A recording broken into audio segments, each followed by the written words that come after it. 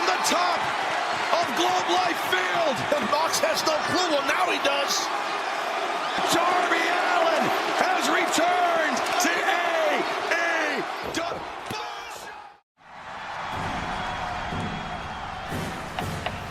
Feeling tired.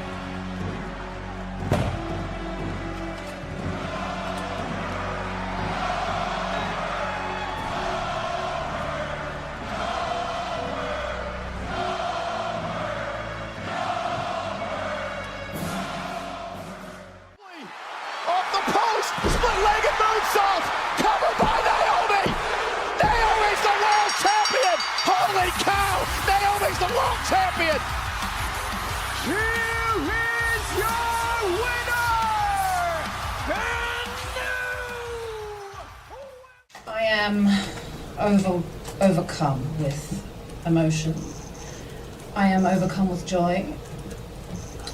My panties have been creamed with delight. And I will not sell them. I'm just kidding. I'm just kidding. I don't wear panties. They're a much fuller cut. Mostly, I'm humbled. And there's quite a lot of people that I would like to thank, and quite a lot of people that I'd like to tell to go fuck themselves. So I've prepared a list for each. Mercedes Money, thank you for making me a better wrestler and a better woman. And for keeping your lips clean, all four of them. You taste great. Thank you. Thank you. When we meet again, as I know we will, I might not be so kind. Tony Schiavone, go fuck yourself. That's right. I know it was you in that bathroom stall. And to the fans, thank you. I don't know why you support me like you do, but if we all had good taste, none of us would be here. That's right. To Athena, go fuck yourself and each one of your minions, but also congratulations. Tony Khan.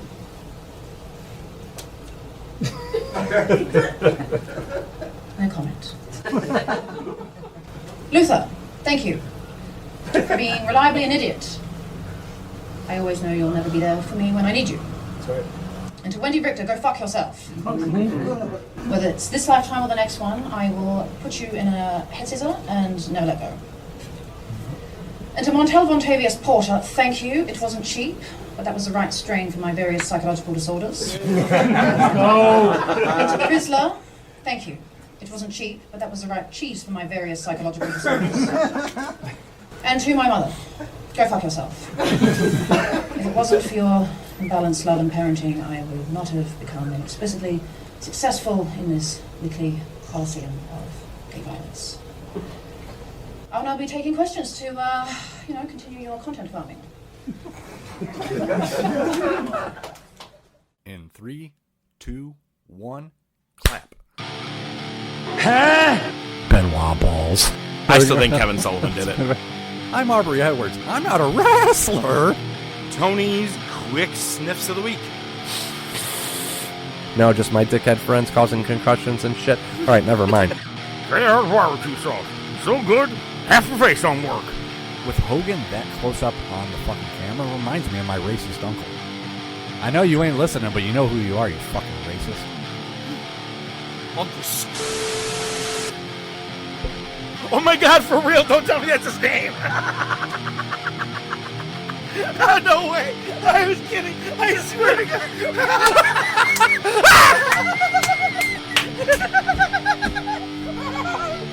It was just the first thing that came to my head. It was the first thing. Welcome to the Top of Wrestling with your hosts ODM and the Professor.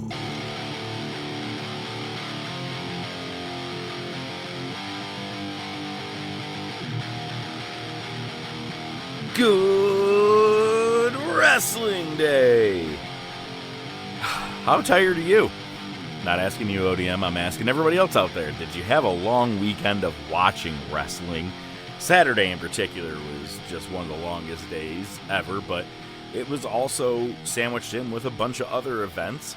And what we're talking about is, well, this is the Top of Wrestling podcast. I'm the Professor. He's ODM. And this week, man, we are just going to be breaking down everything that happened this past weekend. It was the longest day of wrestling ever. We even have the longest pay-per-view record now. Again, a new one, thanks to AEW. So we got news. We got bring it to the table. Our top topic, I pivot. We have to do that every now and then. I said I was going to be talking about Ring of Honor. Well, if I did that, we're going to be here for 7 hours because we also have every fucking pay-per-view that happened this past weekend, or big show. So this week we're talking about it was the longest day of wrestling ever. Sandwiched in with 2 other days. Hey, ODM, how are you? I'm tired, but for different reasons. I told you, K-Fake pal, I had my brother in town, so it was good. We had a game on Sunday, sweated balls during that, and then we went over to my parents, and just a bunch of people came over, so it was cool to see everybody just drink copious amounts of beer, and somehow woke up alive this morning. So the fact that I'm going, and it's fun, and I haven't had a cigarette all day. Oh, good for you. See if I can get through a day. If I can get through a day, I'm good to go. Let's see if you can get through this podcast. Yeah, I don't have any, so should work out. Oh, all right, well, good. Hey, man, we need a 20-minute break. I got to go run to the gas station. Let's hope not. Go talk to the homeless guy that listens to our show. All right, yeah. And we also do have the Monday Night Wars, and I got to say, it's my kind of Nitro. And I think you know exactly what I'm talking about. Yeah, definitely. It was a good day. I was like, oh, this is an enjoyable WCW Nitro for once. It actually was, yeah. For the very little bit of news that we do have, look at Kayfabe Pal with our recording days. Unfortunately, we don't get to cover Raw as much anymore. During this recording or soon before, we are going to have a gauntlet match, and the winner is facing Gunther at WrestleMania. And it's either Penta, LA Knight, Jey Uso, Braun Breaker, or CM Punk. I think it's CM Punk. That would be my guess. They already kind of teased their confrontation, last week. So, now, if you want to have a really, really outstanding match, I would take Breaker and Gunther. Mm-hmm. Hell yeah. That would be fun. It would. And you get the title on Breaker, Well, and because obviously things have already changed a little bit, we see that Mr. Money in the Bank got hurt. It's funny because I've seen reports online. People are like, look, they had to force a show just to compete with AEW, and Seth gets hurt. I'm like, no, Seth gets hurt quite a bit. Like, it's he the same gets injury. hurt a lot, and it is the same injury. And I saw a bunch of shit today saying that, and listen, take it with a grain of salt again, because it's literally from dirtsheets.net, right, that this injury already occurred. It did not happen on the pay-per-view, and they used that spot to, broadcast it to the fans, and now that's the excuse to get him off TV. I don't know if that's true or not, but I don't know, because I did see some ringside videos, fan videos. Oh, yeah. Where he's like, fuck. He knows. And I was like, that's what makes me feel like it may not have been right. a preemptive one that this was. But I mean, the landing looked fine, which is kind of funny. When you really looked at it, you're that's like, when it's the worst. It horrible. That's when it's the worst, True. How's your bum knee doing? The bum knee is okay. Here's the problem, okay? So the swelling from my knee, it had to go somewhere. Mm-hmm. So it's like shifted into my leg and into my foot.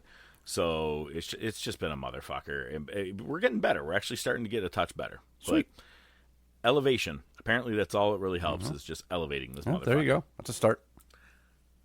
At least I'm not like squirting blood out of my leg. Or kind of like the GCW wrestler. I couldn't not send it to you. So I said it would. I don't even fucking know who the people were in it. I don't think it even matters at this point. One guy hits it with what looked to be like just regular glass or everything they always hit each other with, like the light tubes or whatever. Yep, Cry Me a River. And nice.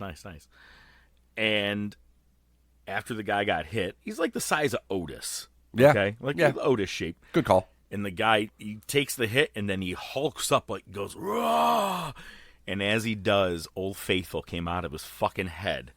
Complete, just fucking, it was the grossest thing I've ever seen. It was gross. Blood just popping out of someone's head up in the air. I flinched. Like, I literally fish. I usually have, I can handle shit like that. I saw that. I was like, no. I showed it to my wife without context. I go, ugh. Is this She goes, normal? I go, look at this. And she sees it and she goes, why the fuck would you show me that? And I was like, because I had to see it. Yeah, there you go. You got to spread the love, man. And then I said, let me send it to ODM. Yeah, it's probably going to be the next member of Dick Nuts Incorporated. Yeah, that's true. One thing that is making me laugh is that a couple of weeks ago, the Heritage Cup champion, Channing Stacks Lorenzo, he put out a tweet that had a list of a bunch of names. Fat Lexus King. Yeah, I saw that. Like a bunch of people that he wants to fight in the future.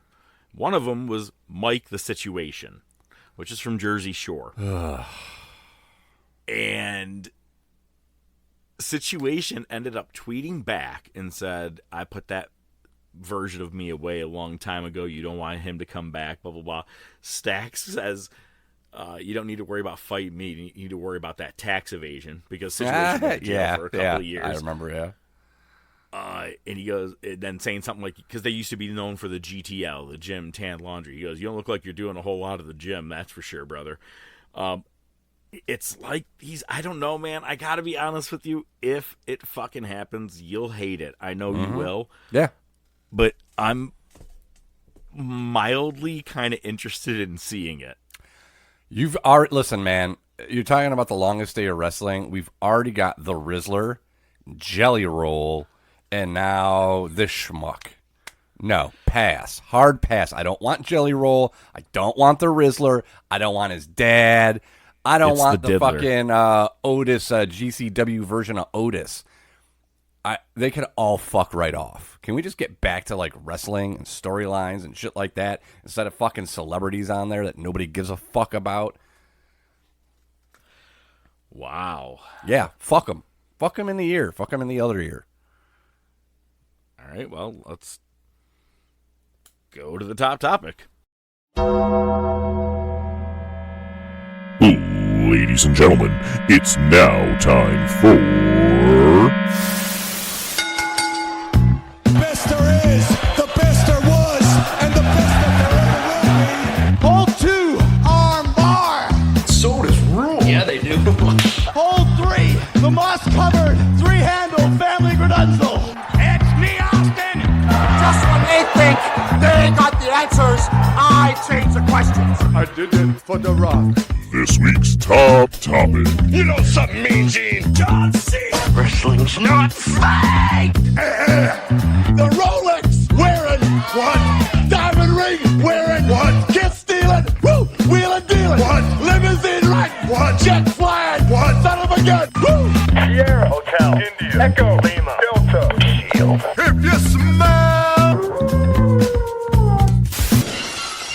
Look, as we said, it was the longest, weekend of wrestling ever. You know, even when I think that, WrestleMania weekend has a lot of stuff. I texted you and you said this feels like WrestleMania weekend. And I said that and more. I think the math was if you watched Raw on Monday and all the way into Evolution on Sunday night, it was like 48 and a half hours of wrestling. Jesus. If you watched every show. Right. Yeah, that's insane.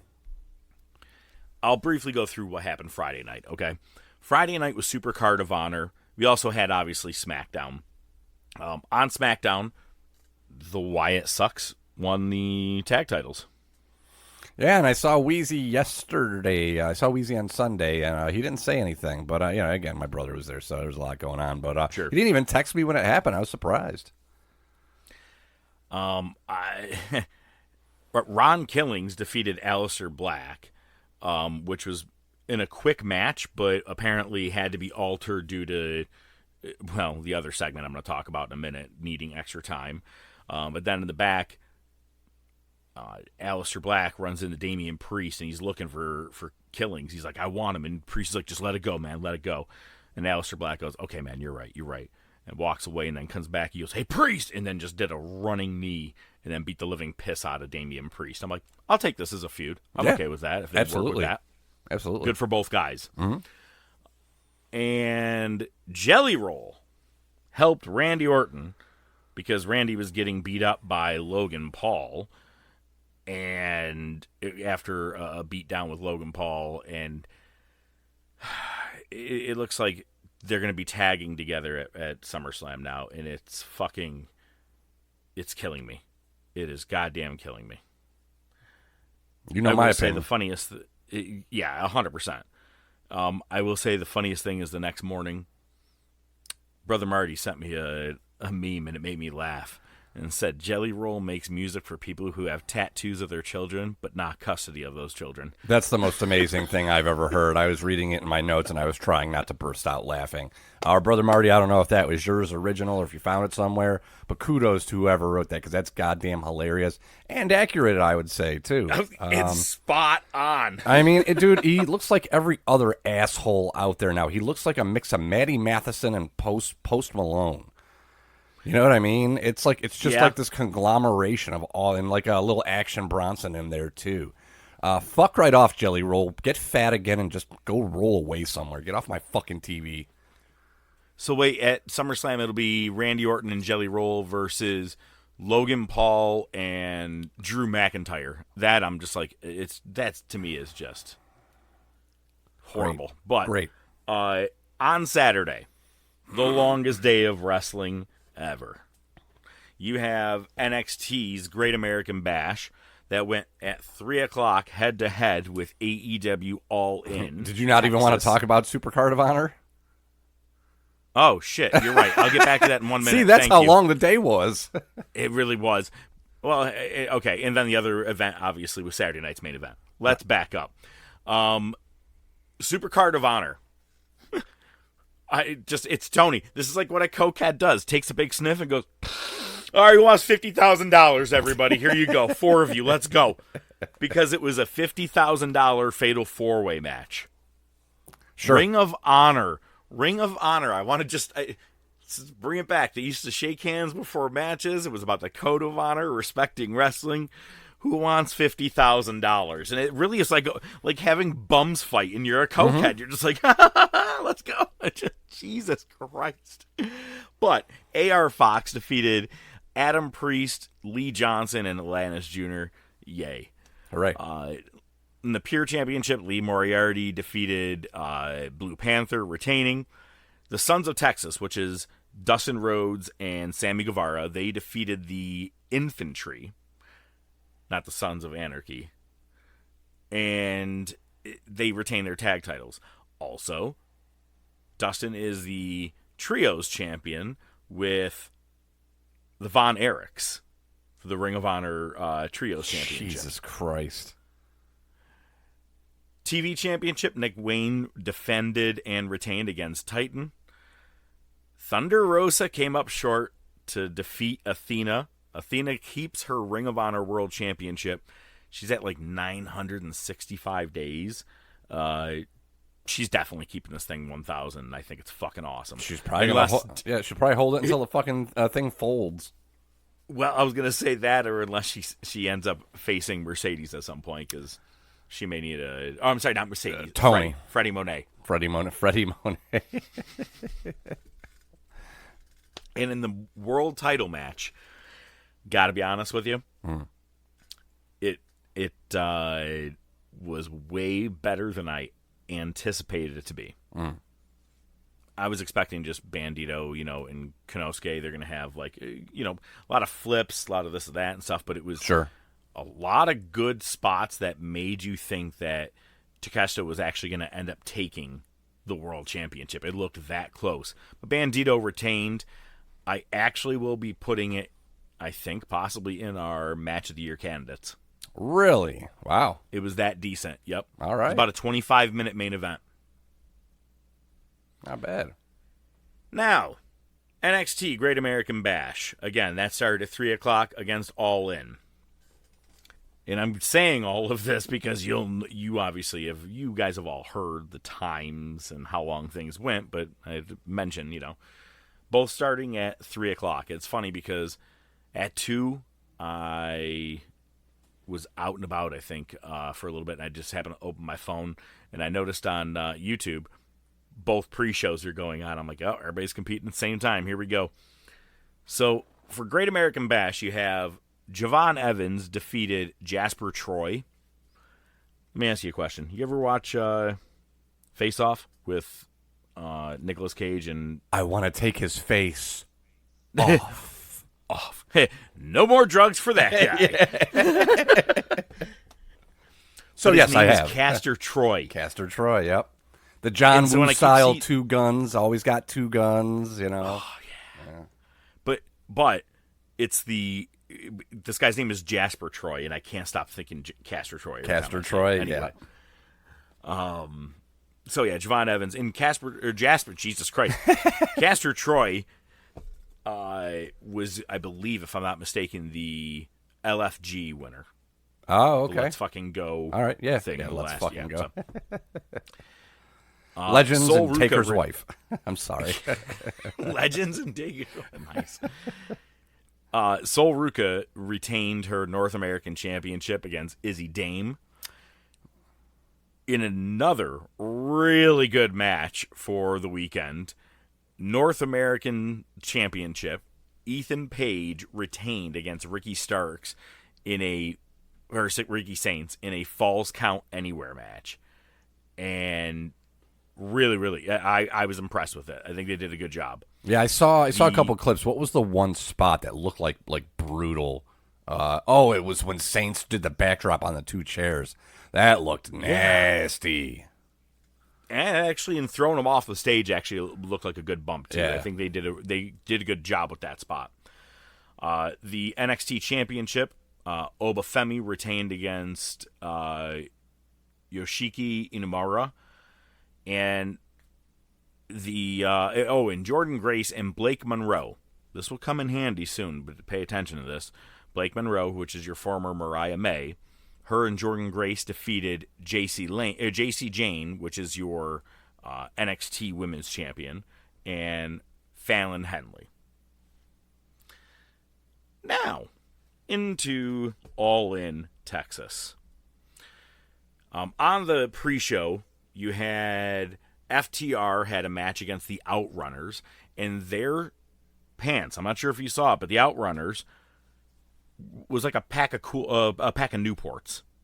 Huh. It was white with like green writing and just like, the logo, everything. They look like a pack of fucking Newports. And I'm not sure if it was on purpose, but if it is, job well done, boys. Yeah. But Big Boom AJ and the Diddler, they had their match too on the first half there. And I realized the Diddler, he's basically mini Jelly Roll. Yeah, no, I can definitely see it. He looks like a fatter Joe C. without the crippling disease. Oh my God, he's a fatter Joe C. Holy shit, he is. Oh my God, he is. Without the crippling disease, yeah. Okay. He'll probably die at the same age though, just due to heart disease instead of You know what's funny though? If I'm not mistaken, he's an actual kid. He's not even a midget. Who? Diddler. Yeah, I know he's a kid. Okay. All right. So anyway, hate him even more. I'm like he doesn't have that, Gary Coleman thing. Yeah, no, or the Joe C thing. Yeah. Anyway, all right, so the real pay-per-view begins. The Trios Championships, the Ops, which is Shibata, Powerhouse Hobbs, and Samoa Joe, they defended and retained against Dick Nuts Incorporated. But because Pac is out, Gabe Kidd filled in on the championship for that one.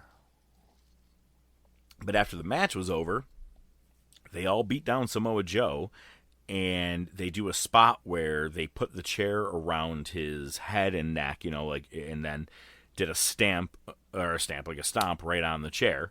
And Samoa Joe was stretchered out in the beginning of All In. So that was, I was like, okay, so we're writing him off TV. Then came the men's casino gauntlet match. Your first 2 people who were going to enter were MJF and Mark Briscoe. Going back to Dynamite, just a couple of days before, they had an in-ring promo, and Briscoe goes, "Go ahead, I know what you're going to mention, Jay." He goes, I know you're going to say something. Go ahead. He goes, "I already know you're going to try to get me off my game, but you're not. Go ahead, say what you want." MJF says, "If he was here today, he would say, hey, chicken, because that's what he calls Mark Briscoe. Hey, chicken, it shouldn't have been me. It should have been you in that accident. And then Briscoe takes him out and beats the fuck out of him. Right. I'm like, all right, good, nice low-hanging fruit. Way to go for that joke. I mean, Jesus Christ. Yeah, I mean, it's not even shocking anymore. See, that's the thing. MJF used to sound clever and, actually mean something, and now it's just shtick, and he's just going to go over the top. It doesn't mean anything anymore. Agreed. Yep, it's just soft little moments. That's all it is. It's a quick moment. But I called it. I said he was going to win the men's casino gauntlet, and he fucking did. But we had a lot of people getting in the match, but Juice Robinson showed back up, and he's been gone for quite some time. But he forgot to bring his beard back with him. Yeah, it don't work, brother. It looks like Ezekiel. I was going to say, it actually looks like Bo Dallas. Yeah, okay. He looks like when Bo Dallas was Believe all the way back in 2014. That's how bad this was. And I was like, well, all right, man. But the Guns came back as well. So I'm like, all right, man, get Jay White back, and then the Gang Bang Club is back together. I like it. The Gang Bang Club. It had been said during the pre-show, and there were reports. And let me tell you something, man. I wanted to watch the show, believe it or not. Sure. I wanted to give it a shot because, hey, look I can take in a good show if it's going to be a good one. I'm all for it. Plus, I can't really go many places because of the leg. I can't really, get out much. So I'm going to be sitting around. And so I stayed off a lot of social media, man, throughout the weekend because I wanted to be able to watch this. And, I was texting you the next day, and I go, I am still just getting to the fucking main event. I know. But Adam Cole relinquished the TNT Championship. Now, when I first read this, the night before for Ring of Honor, they crowned a interim Ring of Honor Women's TV Champion. An interim. And then it said, we're going to have a 4-way tonight to crown a new champion for the TNT Champion. And I go, oh my God, Tony and his shit. He just can't keep it together, right?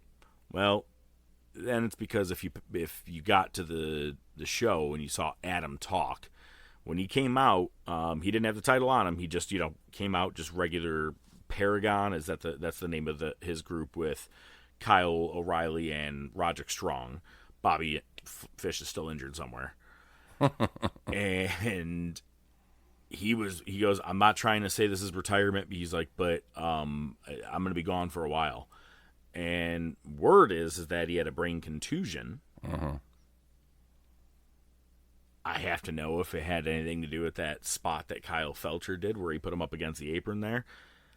Maybe that didn't happen at that, but he is injured and is not going to be... He's going to be gone for a while.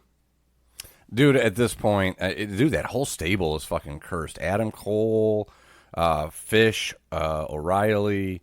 I think Roddy's really the only one that's kind of avoided multiple injuries.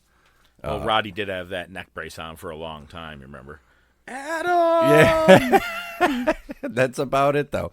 No, dude, we've kind of already seen it. I think Bebe's best days are behind him, and for his own health, it's probably best if he just calls it. I know that's a hard thing to do, but... His peak in AEW was his debut.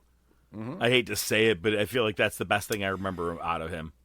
Yeah, and actually, I think didn't he have a match with Jungle Boy in the show in Rochester? I think. Oh, the Rochester one. That was a good match. Other than that, don't care. Bye, baby. So it was Dustin Rhodes versus Daniel Garcia versus Kyle Felcher versus Sammy Guevara. Now, what's funny is that I said, how the fuck are you gonna have your Ring of Honor tag titles and stuff? Why even do Supercard of Honor? Put that shit right on your main show, right? People who should be there should be there. Including Dustin Rhodes and Sammy Guevara, who are the Sons of Texas. Guevara's from El Paso. Rhodes from Austin. Why would you not want to have him at the show? Well, they ended up getting on the show with this somehow. And to me, this was the all-in Wembley show when Saraya won the title. It was for the crowd hometown moment. Dustin Rhodes won the TNT Championship. It was supposed to be Adam Cole versus Kyle Felcher. Now, Felcher was never supposed to go over. You know what I mean? Like, that's why they put all these other guys in there. But Dustin Rhodes, being a hometown boy, they let him have the win at 53 or whatever it is. He is now a TNT champion, a Ring of Honor Tag Team champion, and a Ring of Honor Trios championship holder. So, yeah, fucking... Tell me titles guys are doing pretty well. Tell me titles are meaningless. Yeah. Yeah. Holy shit, Dustin Rhodes is the Mercedes Moné of wrestling right now in the males division. Dustin Monet. Freddie Monet. Freddie Monet. Freddie. In the most theatrical fucking goddamn thing of the night, this match right here took just about as long build-up, setup as the main event. It was the Young Bucks against Swerve and Ospreay. First, Ospreay comes out, and it was actually a kind of a cool entrance with a bunch of guys with a bunch of swords, like martial arts type swords, and then he did a jump out of the ground like almost like Rey Mysterio used to pop out. Right. Cool entrance, bruv. And then Swerve Strickland, all of a sudden the lights go down and you see fireflies on the main screen in a way. And right below it, it says JoJo Offerman. I go, get the fuck out of here. Yeah. I forgot she's actually low-key been working with AEW. She's been an announcer there. And she's saying, ain't nobody. Shaka Khan. Ain't nobody. And I was like, why? So I was like, that's weird. That's his indie music. Digging. It was Swerve Strickland's indie song. Mm-hmm. I didn't know that until earlier today. And I was like, okay, that's cool then. Gave her a moment to get out there. Looked good. Great setup of pipes. And then the Bucks gave themselves 2 entrances. I fuck with you not. Yeah, what a big surprise. They come out to the stage, do their little side-by-side pose while a shitload of fireworks go off, and then they walk to the back. And then they come out on a riding boat as the Founding Fathers, because they are the Founding Fathers of AEW, wearing their Sergeant Pepper-looking type Founding Father coat, right? And then they come out and the thing raises in the air. I'm like, so you had 2 entrances? You had to do both? You couldn't decide on one or the other? And if you wanted to do the boat thing, did you have to do the first part? Or is it because you couldn't do the fucking fireworks at the same time? You fucking assholes. But between Ospreay, Swerve, and the Bucks entrances, we were reaching WrestleMania main event fucking style entrance times here on how long things were taking. I was like, holy shit, this is taking forever. And the match was about, I'd say close to 30 minutes, probably just under. So that was an hour between, it's probably almost an hour between entrances and the match. It was probably about an hour. Just under, I think. Jesus Christ. And you already know how long this pay-per-view went. Wait, back up. I want to do this real quick. We do it out of 10 here, just so we know about what our Meltzer ratings versus my ratings. I don't care about the 0 hour. I would give the Trios Championship match, the Ops and Dick Nuts, I would say we'll give them about a 5 out of 10. It delivered what I thought it was going to, right? Which is an average, what we right? Yeah. Men's Casino Gauntlet, I would actually give maybe 5.5, 6, only because the amount of star power, everybody that got in there. And I would give the TNT 4-way, I would give that probably, I would give it about a 5.5. Okay. So average at best so far? Everything's average pretty much, yes. This tag match had a lot between Swerve, Ospreay, and the Bucks. Did have a lot of decent false finishes. But then it also had too much non-selling. Meltzer is, I guarantee, going to be giving this a minimum of 6. 5 stars. Oh, I say minimum is 6. You say 6? All right.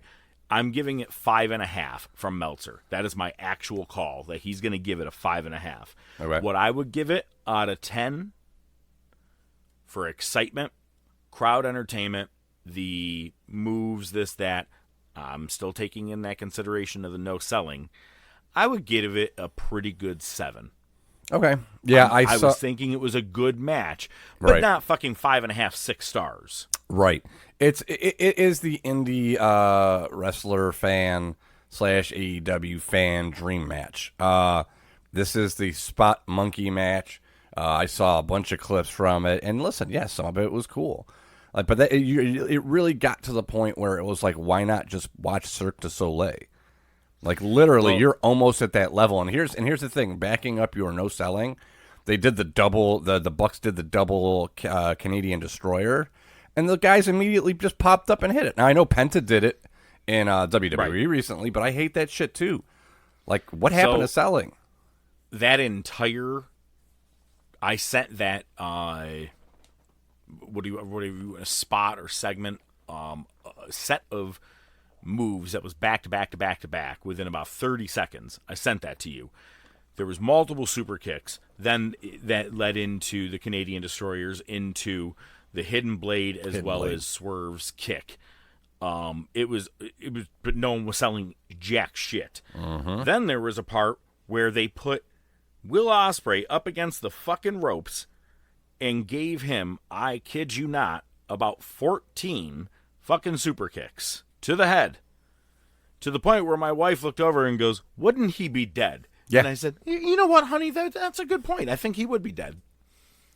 And then Swerve stands up and gets in front of him and eats about 15 to 20 himself. Swerve and Ospreay went over, by the way. I hate super kicks. Yeah. It's they're almost as meaningless as titles now. Oh my god, it's absolutely fucking super kicks and titles are worthless. Yeah, so it was just a lot of they had a lot of false finishes. However, they did get the win, and now the Bucks are no longer EVPs. Like I said, I'll give it a 7. So then you have your women's casino gauntlet, and I said, this is going to be a fun thing to watch. Yeah, right. I don't even know how they got enough people for it. I will give it a 4. Sounds generous. About, I would say 3.5 to a 4 out of 10. Good to see some people in there, but I also didn't know a lot of them either, because it's just they have a lot of no-name people there. They had Queen Amnesia. Fucking Johnny Morrison's wife was in there. Oh, yeah. Tyra Valkyrie. Tyra Valkyrie. Her fucking name is. Yep. Ty Mello came back. She was in there. And they did have... I was waiting for Riho. I was like, come on, where is she? Riho! No Nyla Rose, which I found kind of shocking. They're like, it's Texas. I'm not saying anything. I'm going to let that one slide. I think with Texas was enough for what I need to say. Okay. But the one that got me was Athena came in, and so did Thunder Rosa.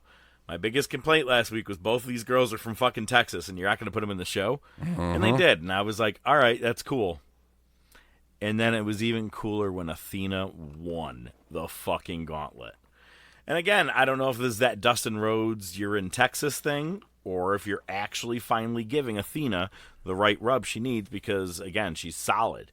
Yeah. The ending was great because there was, well, first of all, as someone was coming to the ring, one girl, there's the Mina Shirakawa or whatever. Yeah. She gave someone the figure 4, and the girl put both of her hands on the ground, and I shit you not, went, just started like tapping on the ground.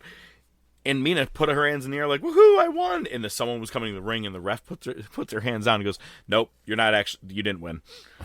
And I'm like, she dead, technically dead. And I'm sorry, but like the girl, why the fuck did she tap with 2 hands, both sides, everything? It was, not even like she was punching the mat. They were full-blown slaps to the mat. I was cracking up about it. But then Athena comes in and she ends up winning. So it was not bad. It was a match. But it was a match.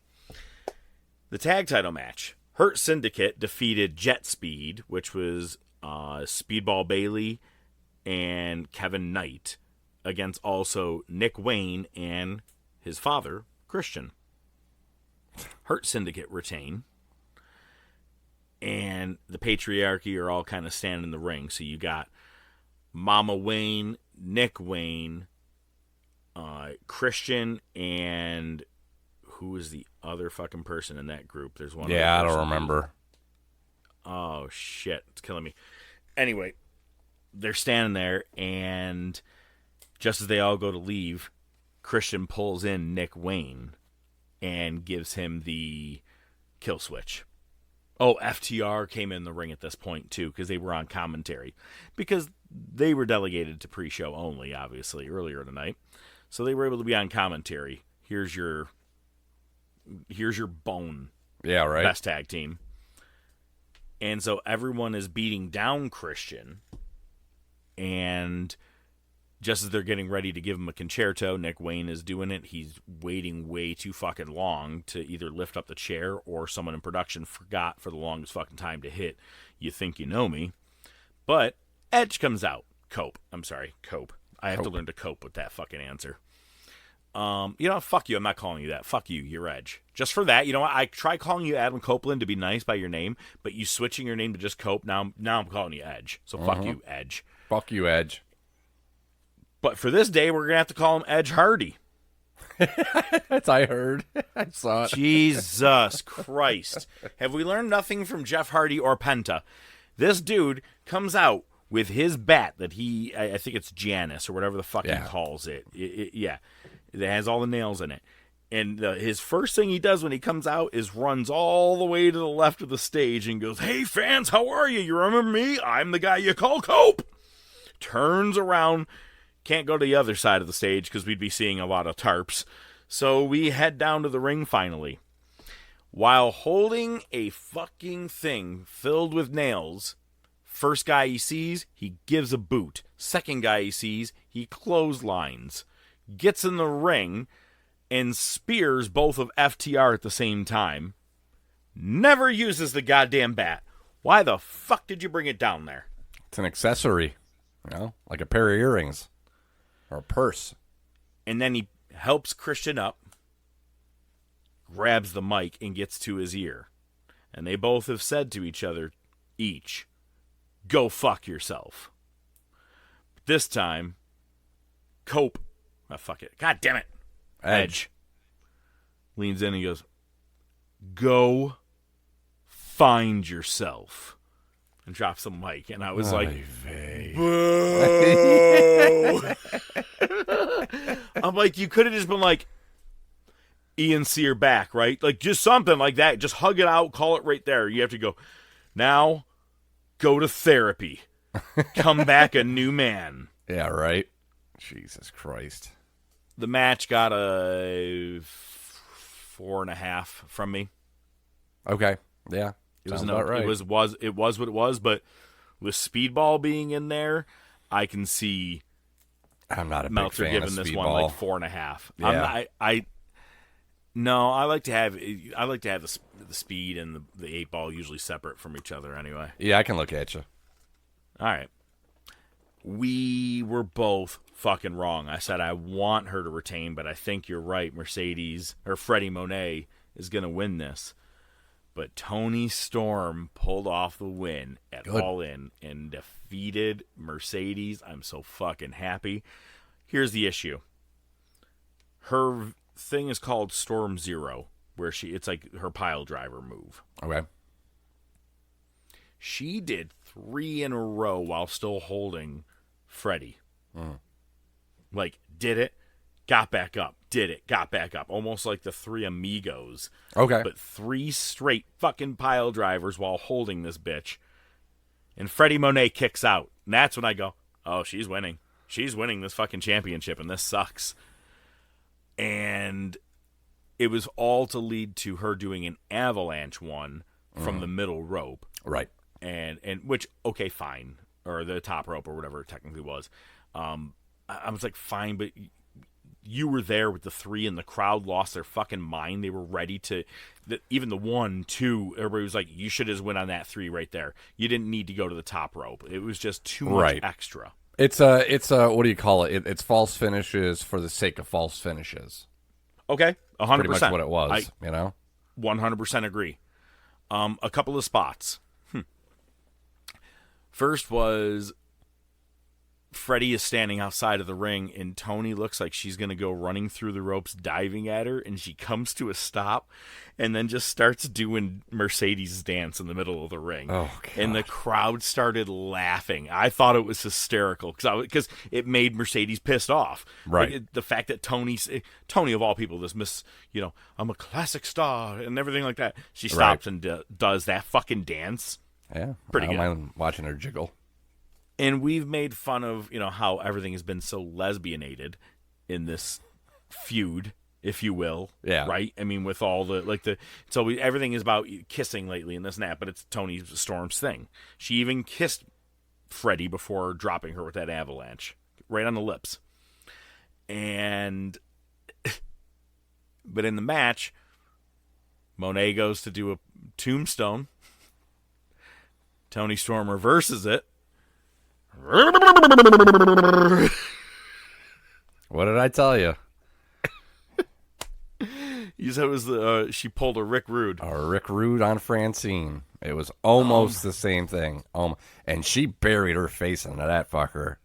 And after, what was it on the post on the scrum afterwards? He said, "Yeah, she goes, your lips and your crotch taste amazing," or something like that. No, she goes, "Your lips taste amazing, both of them." Oh, yes, all 4 of them or something like that, yeah. She's good, man. Great character. Yeah. I honestly, my favorite women's wrestling character right now. Like, anybody overall, like, no one intrigues me more than her. As far as theatrics. Sure.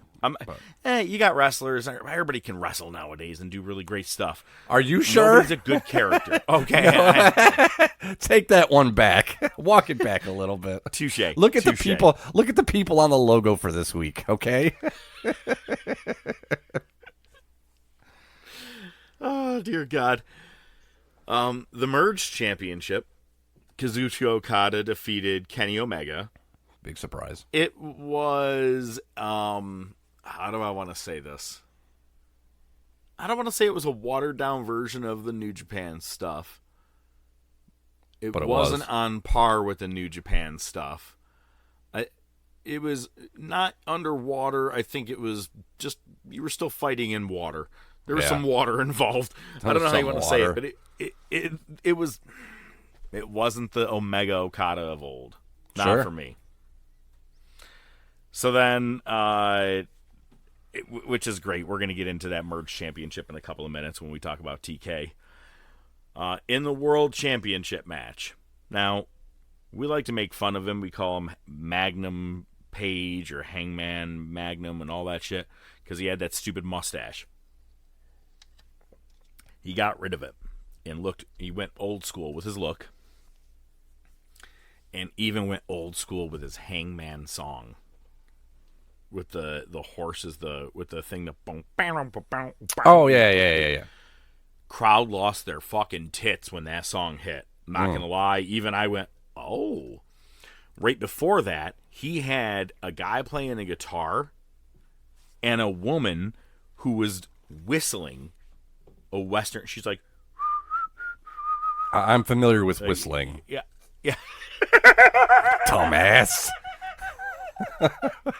What the fuck? Familiar with whistling. You fucking dickhead. So anyway, he comes out, and then Moxley gets driven in on a truck while him, Gabe Kidd, Claudio, Wheeler Yuta, and Schaefer are all in the back of the truck with him. He comes to the ring. The crowd booing. They're fucking losing their mind. I have seen multiple signs. If Mox wins, we riot. And I said to myself, you know what? he may actually be one of the best, strongest heels right now in wrestling because everybody fucking hates him. And Yeah, he's but played very well to it.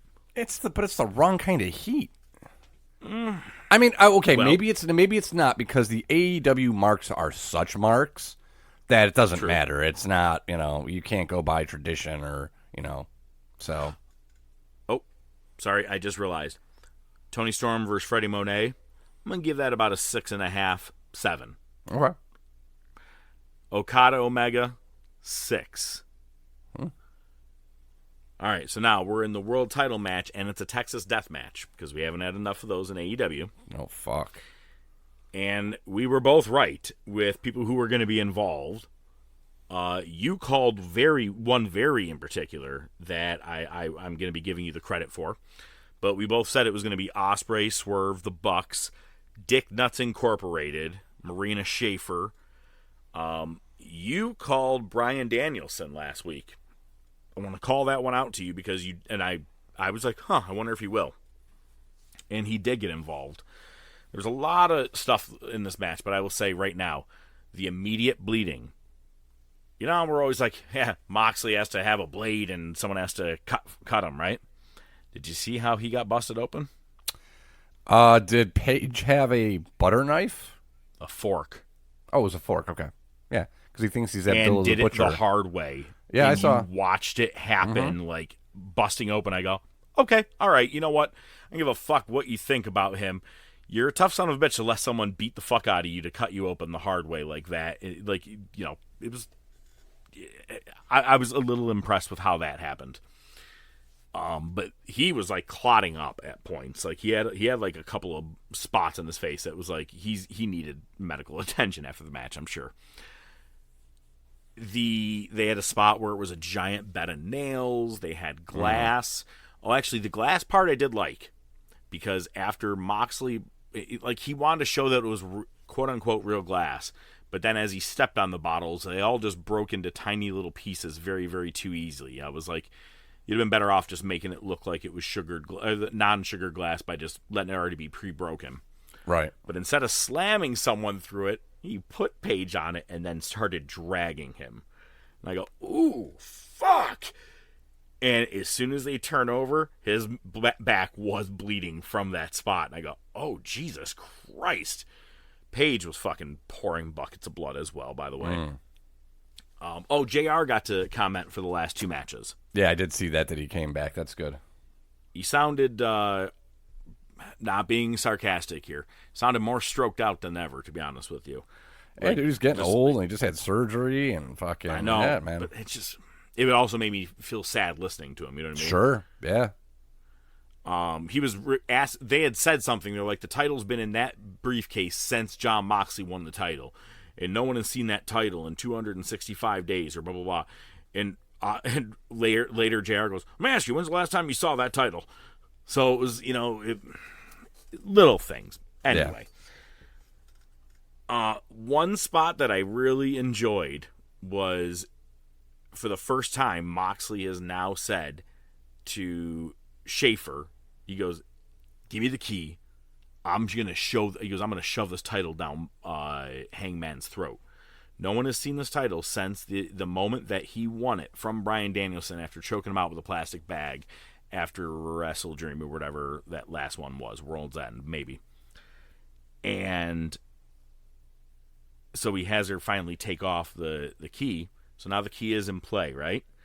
And he goes, "But you got to go," or he goes, "Go get the briefcase over there," after she handed the key to him, because the key was around her neck. She goes to grab the briefcase. She bends over just right, and I go, "This seems really weird how she's doing it." She goes to pop up, and she has a chain attached to her with a handcuff. And she's like, "What the fuck?" And Prince Nana pops up from behind the announcer's table and just starts doing his dance because he's the one that handcuffed her. And I go, I fucking love that. Okay, that's great. And that's when Swerve gets involved. And then a video plays, and it was Darby Allin on top of Mount Everest. And he said, "Moxley, I'm here to make your life a living hell, blah, blah, blah, whatever." like he made the video while being on top of Mount Everest like this. I'm assuming this was their original plan. I'm going to make it back by this exact pay-per-view. I'll even get a video while I'm up there. And as the video stops, all of a sudden a guy jumps in the ring and has a blue lucha mask on. I'm like, why the fuck would Darby be wearing that blue lucha mask? And then he starts doing the yes chant, or the yes movement thing, and I go, oh, fuck, it's Danielson. And then after a couple of minutes, Darby Allin descends from the very top of the fucking arena like Sting would have. And I was like, I feel like they should have did Danielson, then the video, then Darby coming down from Mount Would have made more Everest. sense. Would have made more sense. Right? It seemed weird how they did it, and I go, I feel like that was a missed opportunity. But the crowd did like Danielson, coming back. He, did a lot of his normal knees and running or diving, topes. Darby did a really good coffin drop on top of all the Dick Nuts Incorporated on the outside. And then Hangman Page. Notice I'm calling him Hangman for this. I'm going to say why in a couple of minutes. He put the chain around Moxley's throat and put him over the top rope to the outside. That's how he won the last Texas death match against Moxley in 2023. And they went back and had him win the same exact way. But I need you to see this video at some point of Moxley flopping around like a man who is legitimately about to be choked out to death. The way he flopped, the way he sold, it was amazing. And then it was perfect because then as soon as he tapped his chest in front of the referee, the place fucking lit up. And then I don't like the shit that went on with him and Punk. I don't like that he won't listen to, people above him, yada, yada, yada, whatever. It was a good moment, and it was a good match, and I got to give some credit to Page when it's kind of due. I'm giving it on this one. It was not bad. The shit that he's done with Swerve and everything, he is a very hardcore wrestler, and if I had to choose between Page and Moxley, sadly, I choose Page. Moxley, yeah, I mean, I don't think that's much of a stale stretch. as fuck thing. Yeah, I don't think that's much of a stretch to say that. And when this motherfucker wrapped up, it was 5 hours and 56 minutes. So 6 hours. 6 fucking hours, starting at 3 o'clock. Pass. And it was because they wanted to compete with Saturday night's main event. It was basically a tactic. Because not only did they bleed into Saturday night's main event, they covered up all of Great American Bash as well. And then in some of the Saturday night's main event. If you wanted to be smarter, you would have started it later and tried to fight into the Goldberg thing, but you didn't. Yeah, they shot themselves in the foot with that one. Or Bret Hart did Agreed. Anyway. We'll get to that in a minute. First of all, tiny bit of I do like good storytelling type things. When that belt came out of the briefcase, it had Bryan Danielson's side plates still on it. Meaning as soon as Moxley won continuity. He threw it in that briefcase. It was, and I will give it that. I thought it was kind of cool. In a baseball stadium that holds 40,000 in attendance for baseball alone, which means people aren't on the floor, you can hold 40,000 people minimum inside Globe Life Field in Arlington. AEW pulled off 25,000. I mean, that's it's not good, but I mean it's not terrible. It's more than half. Jesus Christ, there was a lot of tarp off spots. Let's just say that. That's for sure. Which is hilarious. The tribalism, online this weekend because of all these shows was ridiculous. So many people clowning the E and then clowning AEW. My favorites are the ones saying, "Oh, AEW, you got to give them credit. They really packed them in and they're taking pictures that aren't showing the tarped off seats." Yeah. But then also, if you really looked, a lot of those seats, even on the floor, they were roomy.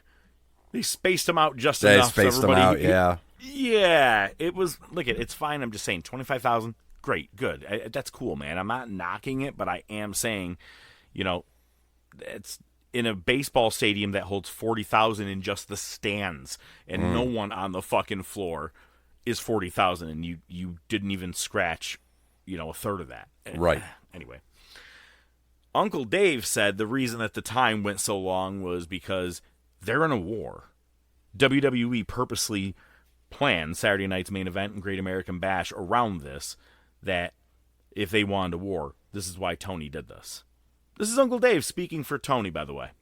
I dig that. Saturday night's main event. If you ended up watching AEW and you made it to this, I'm shocked. Saturday night's main event, Randy Orton defeated Drew McIntyre, and then you had more Logan Paul and Jelly Roll drama, which led into them saying that, yes, there is going to be a match at SummerSlam. They were going around the ring showing people outside, all the people who are here tonight, the stars are out, and you see Jade Cargill. And they're like, Jade Cargill, tomorrow night, she's going to be at WWE Evolution. And then Naomi just comes up from behind her and beats the shit out of her. I go, oh, nice little twist to those things. And then it was said by Nick Aldis that the special guest referee for their match on Sunday was going to be a returning Bianca Belair. Solo Sikoa defeated Jimmy Uso, the MFT, my family tree or whatever the fuck they are. They got involved, Tala Tonga, and he even went toe-to-toe with Jacob Fatu, who came in to make the save and got probably one of the best pops of the night. And we slightly talked about this earlier, but Seth Rollins injures himself against LA Knight, and LA Knight gets a win that I don't think he was supposed to end up getting that night. Agreed. From what it looks like, it was even he was kind of shocked that he got the win. And then in the world title match, hey man, you want to talk about continuity? Fucking Doug Dillinger was back. You had a lot of stars from WCW in the past that were all there for Goldberg. Had an okay match, to be honest with you. Probably one of his better matches, to be like. He was in there with the right guy. Sure. Gunther put a good show on with him, and fucking Charles Robinson gets killed by Cena a couple of weeks ago, and then takes a spear from Goldberg the other night. Correct a rib. Robinson. He did, I know. But the funniest fucking part is that after the match is over, goes to commercial break, they come back with like 30 seconds, and Goldberg's trying to give a speech, and then it just stopped.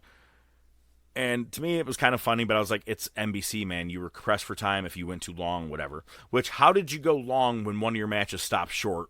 Don't know how that, you know what I mean? With Rollins getting injured.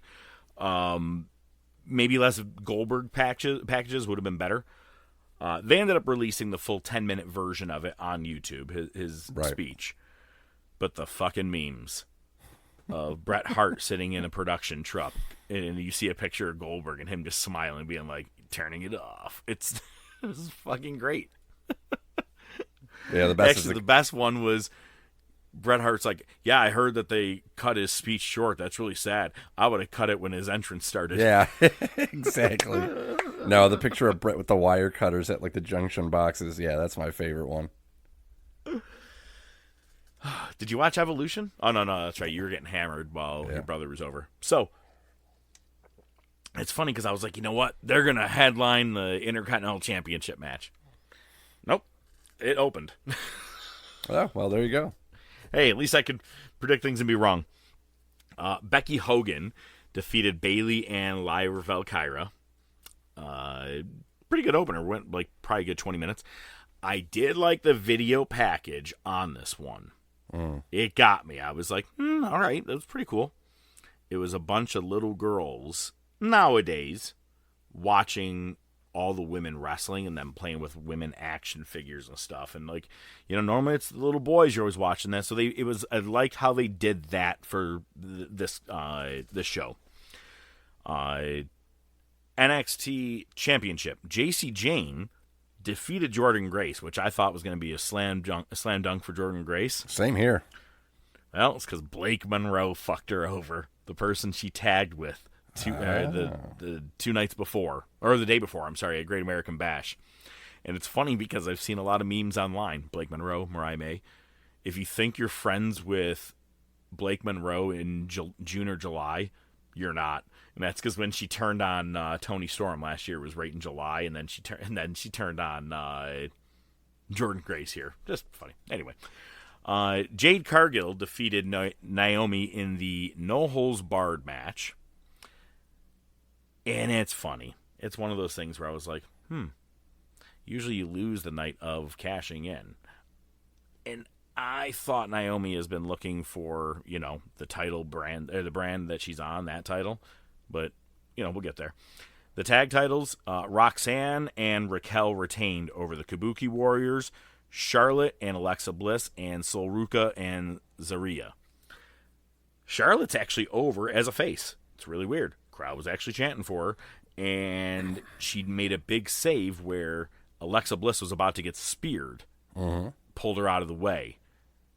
I'm sure someone's going to turn on one of them. One of them's going to turn on each other at some point, but decent enough storyline where it's actually getting Charlotte some good praise as opposed to boos all the time. They kind of needed it, right? They obviously Agreed. want to push her as her face, and that's a hard thing to do.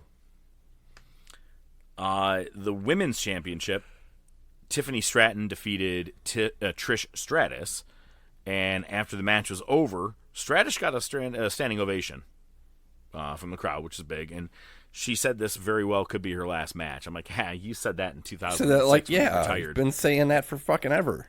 Yeah. The Women's Battle Royal, I was really hoping for a big surprise like Paige, Saraya, someone that just hasn't been there, but no big surprises.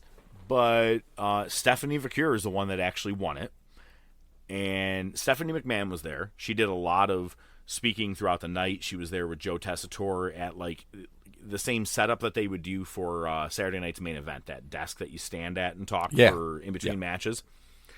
But then she came in the ring and congratulated Stephanie. And then Stephanie goes, I'm going to ask Stephanie McMahon, goes, okay, Stephanie McMahon, I'm going to ask this. She goes, I'm going to try and do it in Spanish. Blah, blah, blah, blah, blah, blah, blah, blah. And then she answers in Spanish, and it's funny because I've already seen another meme out there. The moment Stephanie asked her that question in Spanish, and her smile, when the white girl says gracias to the waiter in a Mexican restaurant, I almost sent it to you, but I figured you'd seen it. But that's the same exact thing, and that's what it sounded like when she did this fucking thing at Evolution. Gracias. But because she won that, she actually has a championship match at Clash at Paris. And then in your World Championship match, Io Sky and Rhea Ripley were tearing it up, man, just as you knew they would. It was a good show. And then as both of them were down, Naomi cashes in. It becomes a triple threat match, and they fucked up the fucking cash in because she went over and she said the ref, fucking funny part is that she came down with a ref, and there's already a ref in the ring. That one bothers me. Yeah. But she goes to the announcer and she goes, I'm cashing in. And she goes, ladies and gentlemen, Naomi is cashing in her contract for a championship match. And then you hear ding, ding, ding, right? And then Naomi goes to hit Io Sky with the briefcase, and then the announcer goes, this is now a triple threat. And so she stops, turns around, and goes, come on. And the lady goes, triple threat match. And you hear ding, ding, ding. I go, how many times are you going to ring the fucking bell? What the fuck is going on? And then she turns and hits her with the briefcase. And I was like, oh my God. It was an ugly looking cash in. And it's funny because I have seen some people online being like, that was one of the best cash-ins ever. I'm like, no. It was sloppy. But Imone won the fucking championship, defeating Rhea Ripley and Io Sky. And it's funny because, Drew McIntyre put out that tweet last week. Someone said, what do you need to do to become a WWE superstar? He said, change your last name to Fatu. Or that too, yeah. Yep. And Naomi put out a tweet. She said, all I had to do was just put a call into The Rock. And then she also said earlier in the week, I'm a Fatu, or she chimed in about it too. I think it's hysterical. Everybody in the fucking bloodline has had a championship, but Jimmy. Poor Jimmy. Yeah, poor Jimmy. Put the bottle down. I did talk about the private party as being looked at by WWE, but also in contract news, they're looking to hire Danhausen. And I'm like, I'm over it. Yeah. He's Put him in one NXT trick as a gimmick. comedy figure. Yeah, at best. And then you have TK's quick sniff of the week. He announced that the merged title, the unified title, isn't exactly a unified title. All 3 of these are championships that will now be defended. All have their own lineage, but Kazuchika Okada holds all 3 right now. Mm-hmm. And Why? at the Continental Classic, we'll be back in November. Mm-hmm. For just the one belt, though. For the one belt. And I hope Okada wins it again. What the fuck, man? How do you make a merged championship and go, but it's not merged? It's just another title. Oh So that boy can buy another belt. Oh, my God. Oh, well, I'd like to say there isn't a pay-per-view this weekend, but there is. And it's TNA Slammiversary. Why I'm bringing it up is they do have a couple of matches that are pretty interesting to me.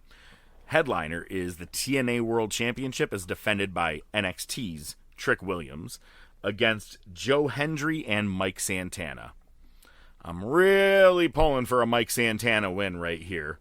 Yeah, that'd be cool. But I feel like Trick Williams is probably going to retain. Yeah.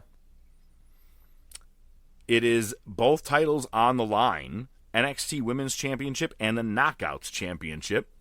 Masha Slamovich versus JC Jane.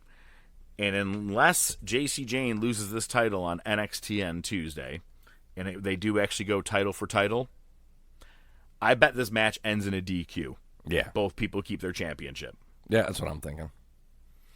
And there's a tag title fatal 4-way ladder match where it's Nick Nemeth and his brother against the Hardys, against the Rascals, against First Class. Moose will be taking on Leon Slater for the X Division Championship, and a match that I am actually looking forward to is Mustafa Ali versus Cedric Alexander. So, not a bad-looking card. Good for them. They were like, I don't need to be a part of last weekend or the weekend that you guys are all doing shit. We'll take our own weekend. For real. Smart move. All right. I know things were a little bit different this week. We already got the top topic out of the way. Now it's time to bring something to the table. Just bring it, bitch! Oh my God! ODM, what are you bringing to the table? Well, I'll tell you one thing. I have learned very quickly this year that coaching kids sports is a very thankless job. Especially when it's not even your kid's team. You just show up for no reason and start coaching some kids. Yeah, usually that's why they make you go through a background check. Earlier this year, so I think I've mentioned it before. I'm doing the lineup for the team. I do the lineup. I put the kids, I do the batting order, and I put them in positions, right? And my approach has kind of been like a mix of I really want to put the best team that we can out there to get us to win as many games as we can, but also making sure that a lot of these kids get playing time. It may not be 100%, but at least get playing time. And yeah, the same kids, tend to sit because, I'm sorry, it is what it is. They're just not as good as the other kids. So you're going to sit more than the other kids. It's just the way it is. I was talking with him, and I was like, I was telling the head coach, who I'm tight with, I was like, yeah, man, I'm really trying. He's like, oh, don't worry, they'll complain anyway. So I did have a parent. I have a question. Sure. I do have a question. When it comes to baseball, let's say Jimmy Smith is been playing right field, right? Mm-hmm. And you got John Doe is over on the bench a lot, right? Mm-hmm. If you put him in, let's say for the 7th inning only, and then put Jimmy Smith back out in the field, is that legal? Yeah. Are you able to do that? Like, yes. You can rotate them. Okay. I didn't know if, once they're out of the game, no, or pitchers, if they can keep going. Pitchers are the only thing that there's some kind of stipulation on, and I think that's if you're pitching and then you do the infield or outfield, you can't pitch more than 25 pitches if you want to go back in. Something like that as pitcher. Okay. I think that's it. But other than that, no. And I do it all the time. I move people around. I try to keep some positions that I know we are solid at the same, and then sub out the other positions, right? But I had one of the parents come up to me, and there were some complaints. But it was nice because she was very respectful about it. And we had a very honest conversation, honest questions, honest complaints, honest answers from me. We shook hands. I thanked her. She thanked me. That was very nice. And it was like one of those things where it was like, okay, fine. But she wasn't an HOA Karen. Yeah, no shit, right? But it was like, because ultimately my thing is like, listen, I'll do my best to field your questions. At the end of the day, come try doing what I'm doing here as a volunteer. Sure. You know what I mean? I already do a podcast. I already have a job. I already have a wife. I like that the podcast came before the job. Good for you. Keep going. You know how that goes. But recently, I got a podcast. I got a All right, go ahead. Yeah. I have a co-host that interrupts me constantly. So so we had a game the other day, and let's see, first inning, we go up to bat. I don't remember what happened, but we come in, and now it's our turn to field, right? We go out in the field. I'm on the bench, and our center. So there's 3 coaches. All of us have kids on the team. The head coach, I'm tight with. Our kids have been playing together for a while. The third coach, his kid is a year younger than ours, so but they still know they've played together for a couple of years. So, So the kid in center field is the one assistant coach's kid, and lets a fly ball right by him. Like, it got past like second base, and he goes to put his glove down, and the ball goes right by him. So I'm like, oh, motherfucker. So I kind of put my hands on my head like, God damn it, what the fuck is wrong with you? You should stop that. Right. Next batter, same exact fucking thing happens. And this time, he just gives up. This kid just drops his shoulders, stops running, and just stands there.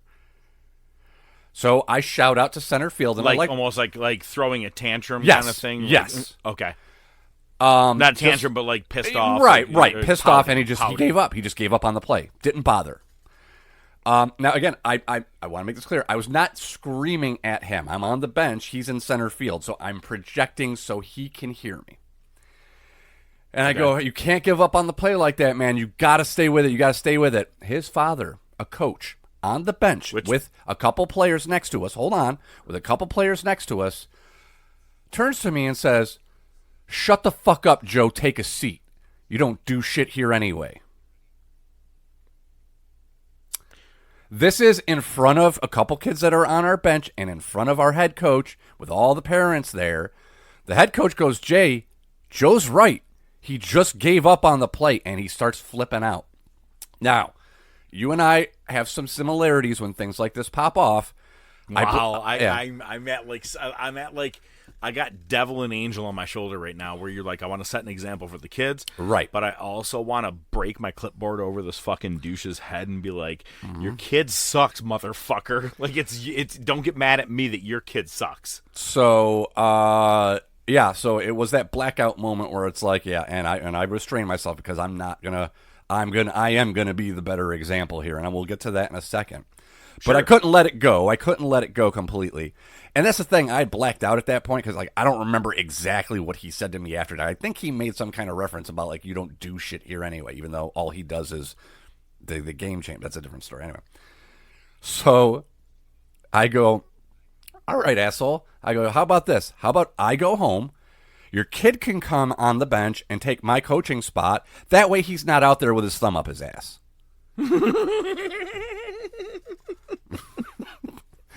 Let's see if he's better at that than at this than that. So, fielding is over. It's time for us to go to bat. So I'm coaching third base. So I'm like, you know what? I'm just going to focus on the team. I'm like, hey guys, good job out there. Good job. I'm high fiving everybody. Shake it off, so to speak. Yep. I'm just fucking. What's up, guys? What's up, guys? I'm like, so I go out to third base. Vinny ended up hitting a triple, which made me a lot happier. And I look over, and on the bench, right to where all the parents are. This coach goes up to the fence, and he just starts kicking somebody's equipment bag like a petulant child. He's got his hands on the fence, and he just starts kicking this fucking equipment bag. Is he considered head coach? I'm like, are you off your fucking meds? No, he's the assistant coach. No, he's an assistant coach like me. Jesus Right. And he's probably pissed off because he doesn't do dick all. So there's an app we use called Game Changer. It's where you can keep track of stats and you can keep score on the game, so the parents can look at the apps to find out what the score is, how many outs, what inning, stuff like that. Don't just He write does them on a that. piece of paper and one lady keeps them the whole game. He does. Some people still use the old books. Yeah, I personally do like the books, but no. So he does the Game Changer app. I write the lineups and the batting order, and I coach third base. Mike's the head coach. He does the administrative duties, but I'm not trying to talk shit on Mike. I know a lot of the parents aren't happy with him. I like him. I think he's a good dude. The only reason this team exists is because he's volunteered to be head coach.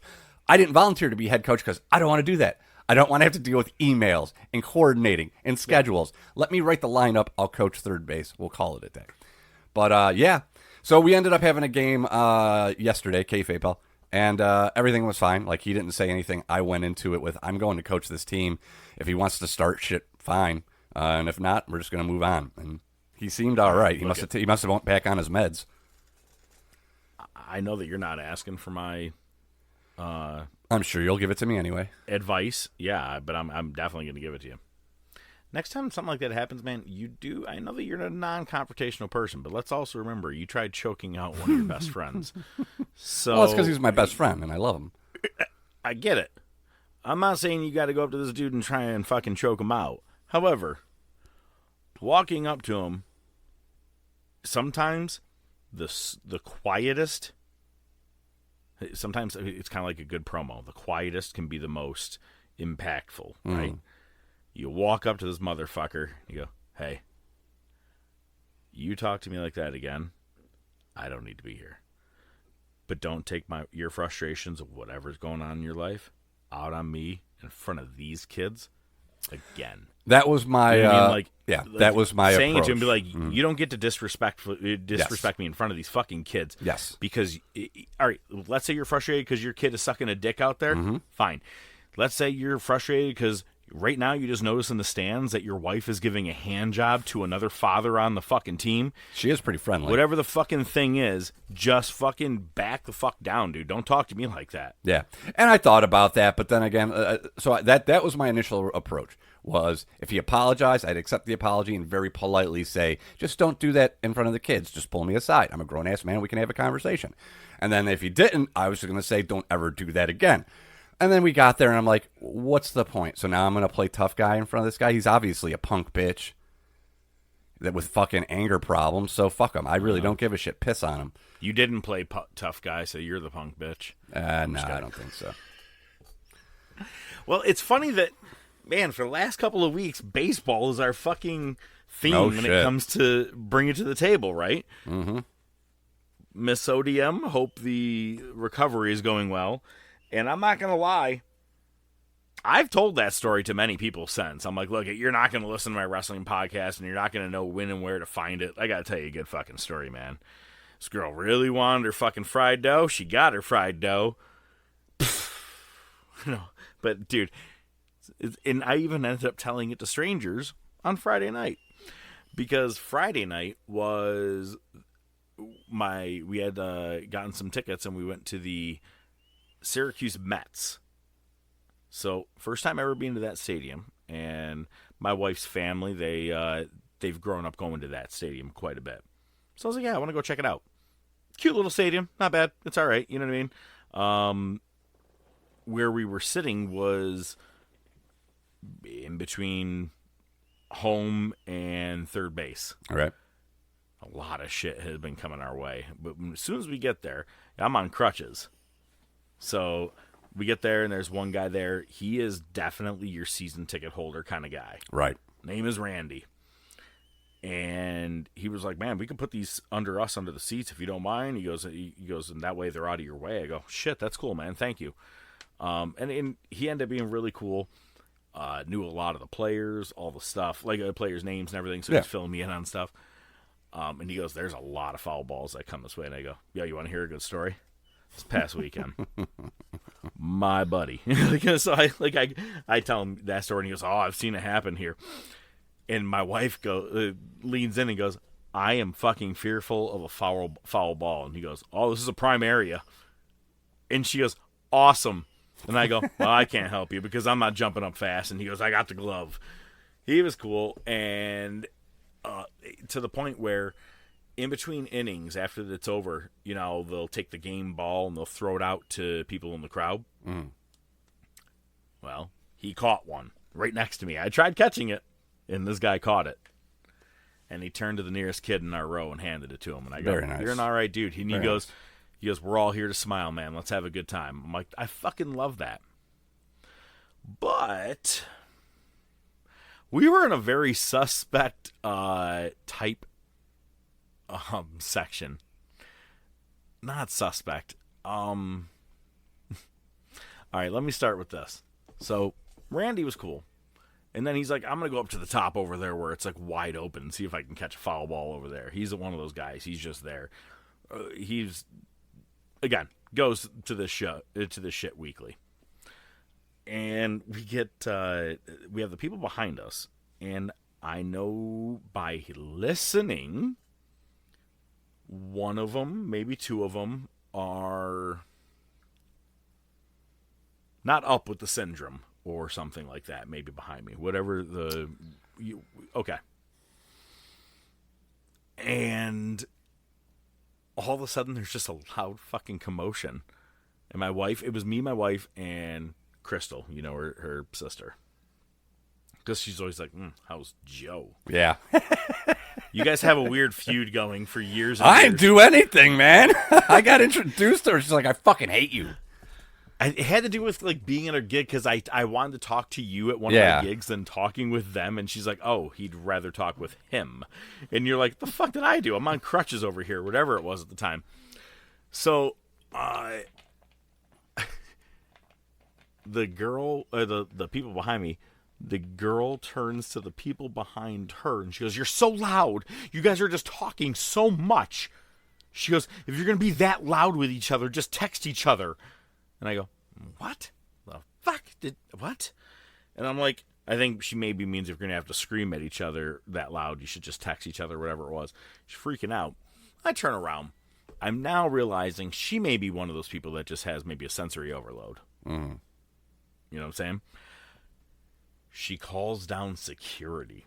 And she goes, all these women are talking way too loud. There's like 15 of these women within like a square or rectangle 2-row area. Like they all wanted to be with each other where you could talk back and forth behind each other, right? You know, like right there. And the guy goes, ma'am, people are talking. It's gonna happen. Yeah, Let's what do you calm want? Down. Yeah. And they all get up and leave. And so all these girls are like, are you fucking kidding me? Come to find out, it's the beginning of their bachelorette party. Oh. But they weren't really loud or annoying. They will be. I'm sure they were a couple hours after that. They were fine the entire game, and there was fucking fireworks. They were never really that loud. Oh, no, I got you. Yeah. But, so what was funny, though, is that, so the little boy next to us really wanted his ball signed by Scooch. Assuming the mascot? It is, yes. Right. Which I kept calling him Hooch. But the little boy wanted, and I go, here, give me the ball. And the little girl, not the little girl, Jesus Christ, the girl in the bachelorette party looks at me and she goes, did you want to get that sign? I go, yeah, for that little boy. And I toss it up to her. And they go, aw. And I go, hey, if you guys are going to be so loud, could you maybe text each other? And they looked at me and they go, oh, he's fucking with us. Oh, my God. Like, they took it for a second. And I started laughing. My wife, my sister-in-law, we all started to fucking laugh. And they go, yo, we thought you were serious. And one girl goes, can I buy you a beer for that? I go, okay. It was just one minor joke. It was poor at best. I'm like, but yes, please. Thank you. They were cool, man. They were never really that loud. They were all wearing baseball shit, too. Like, I think several of them, they were all wearing like Philadelphia Phillies type shit. Like, I was like, they all are baseball fans, like in a way, whether they are loud or not, whatever.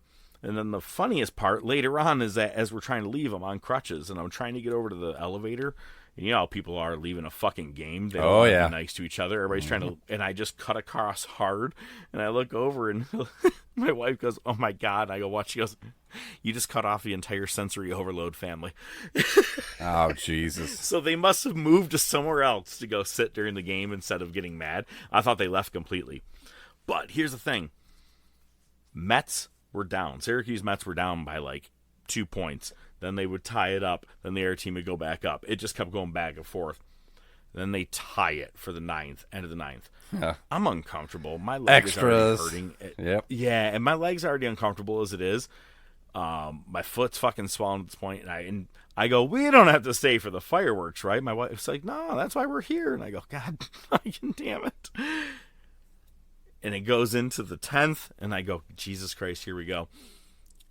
And it was sad because I felt bad because whatever the other team was, they went up by 2 at the top of the 10th. And I go, "Well, all right, hopefully we get 3 outs on the other part so we get to see these fireworks." Nope. We rally.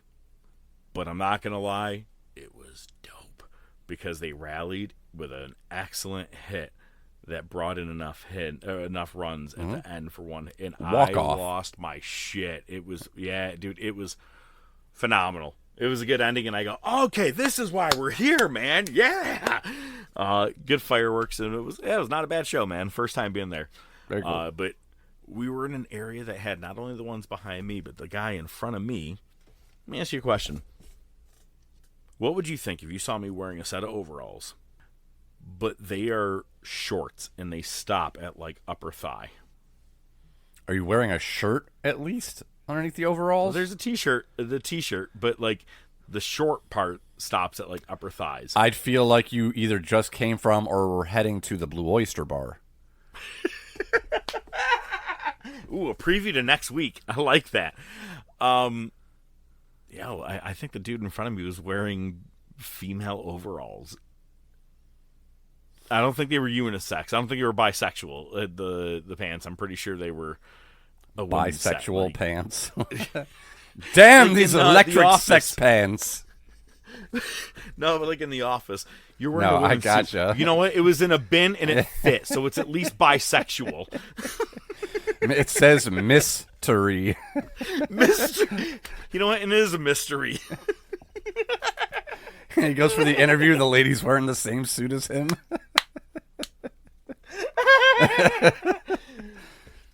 So there was that. There was just a lot of weird people in our section, man. It was a rough baseball game.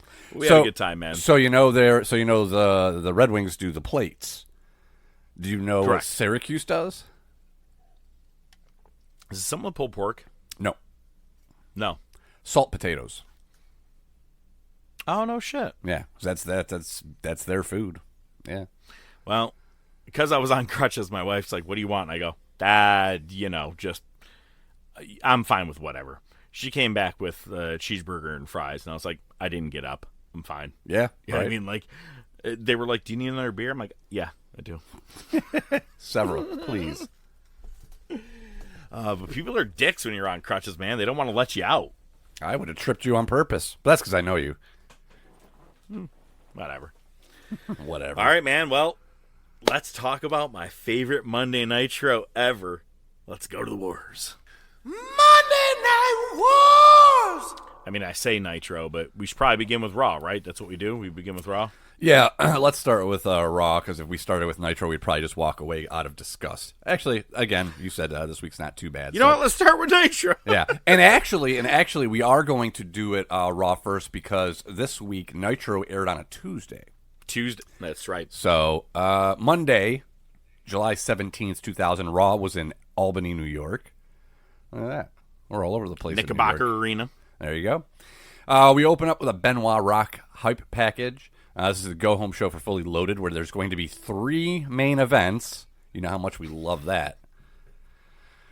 Foley comes to the ring. He doesn't appreciate Triple H bending his authority or beating the crap out of Jericho. And Jericho wants it to be a last man standing match at the pay-per-view. Foley grants it. And then we hear Taker's music. It says, we've been through lots of wars. You know me pretty well. I don't appreciate the disrespect Kurt Angle has shown me. I think that boy's yella. Angle hit Taker in the heat with a sledgehammer on SmackDown. Says he wants his match tonight against Angle. If you don't grant it, I'm going to find him, hurt him bad. Then Kane's pyro hits. Says, you ain't seen anarchy and chaos till you see what I do tonight unless you give my brother what he wants. Then Angle pops up on the Tron. He apologizes. Says, I thought the singing telegram made that clear. Foley's going to book the tag match. Taker and Kane versus Angle and Triple H.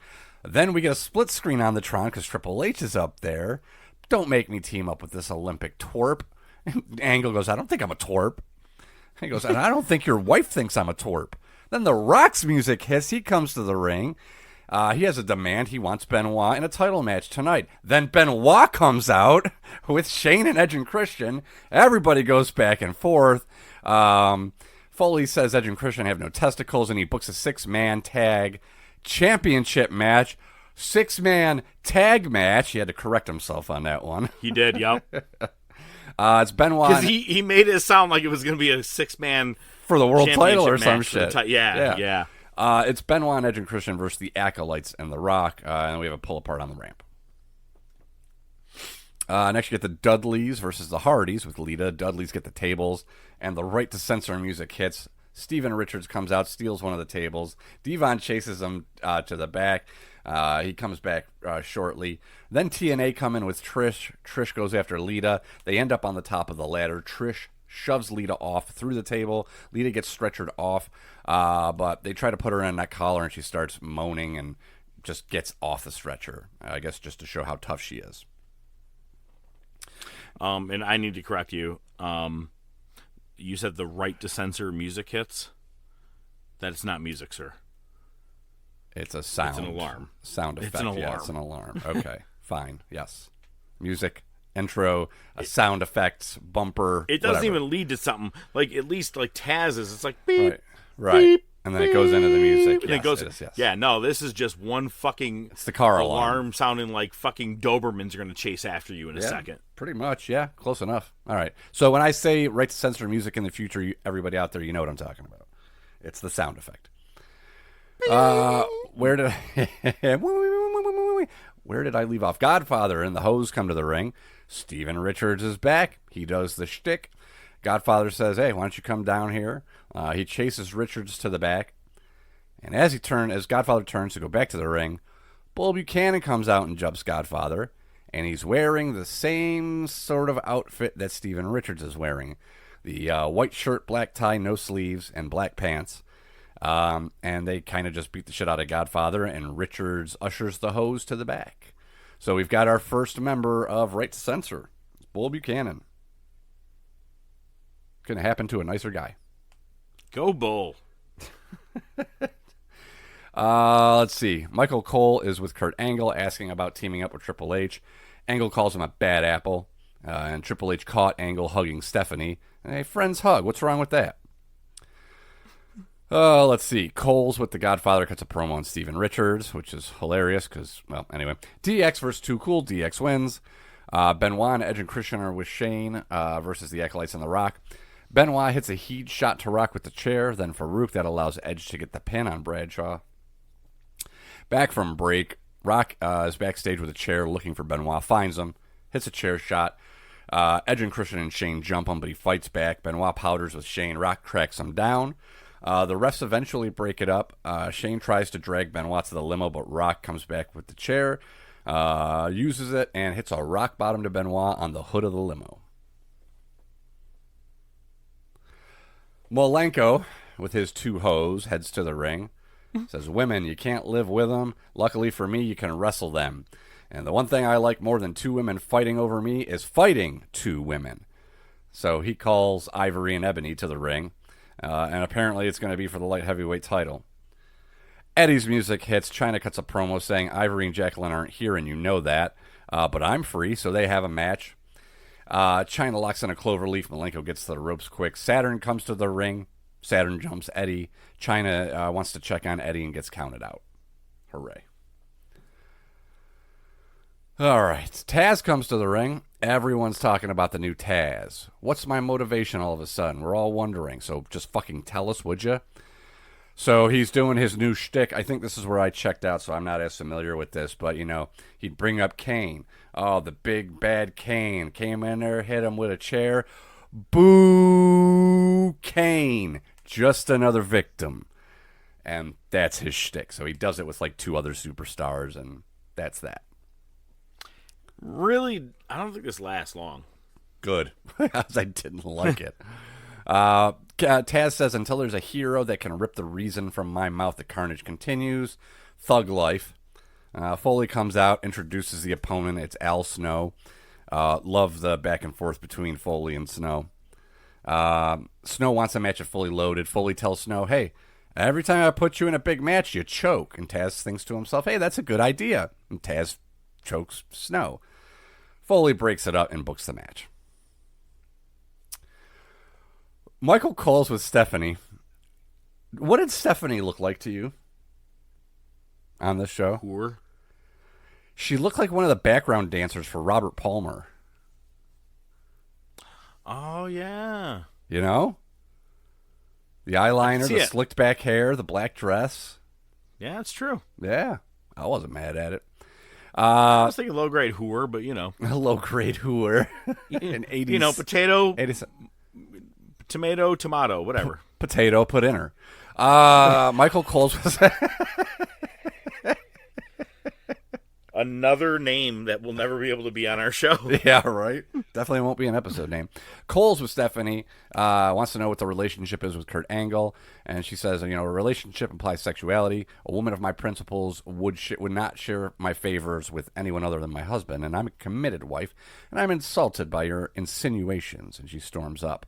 And we cut right from that to a close-up of Rikishi's ass because Attitude Era. Next, you get Test with Trish versus Rikishi. We get a stink face to Test.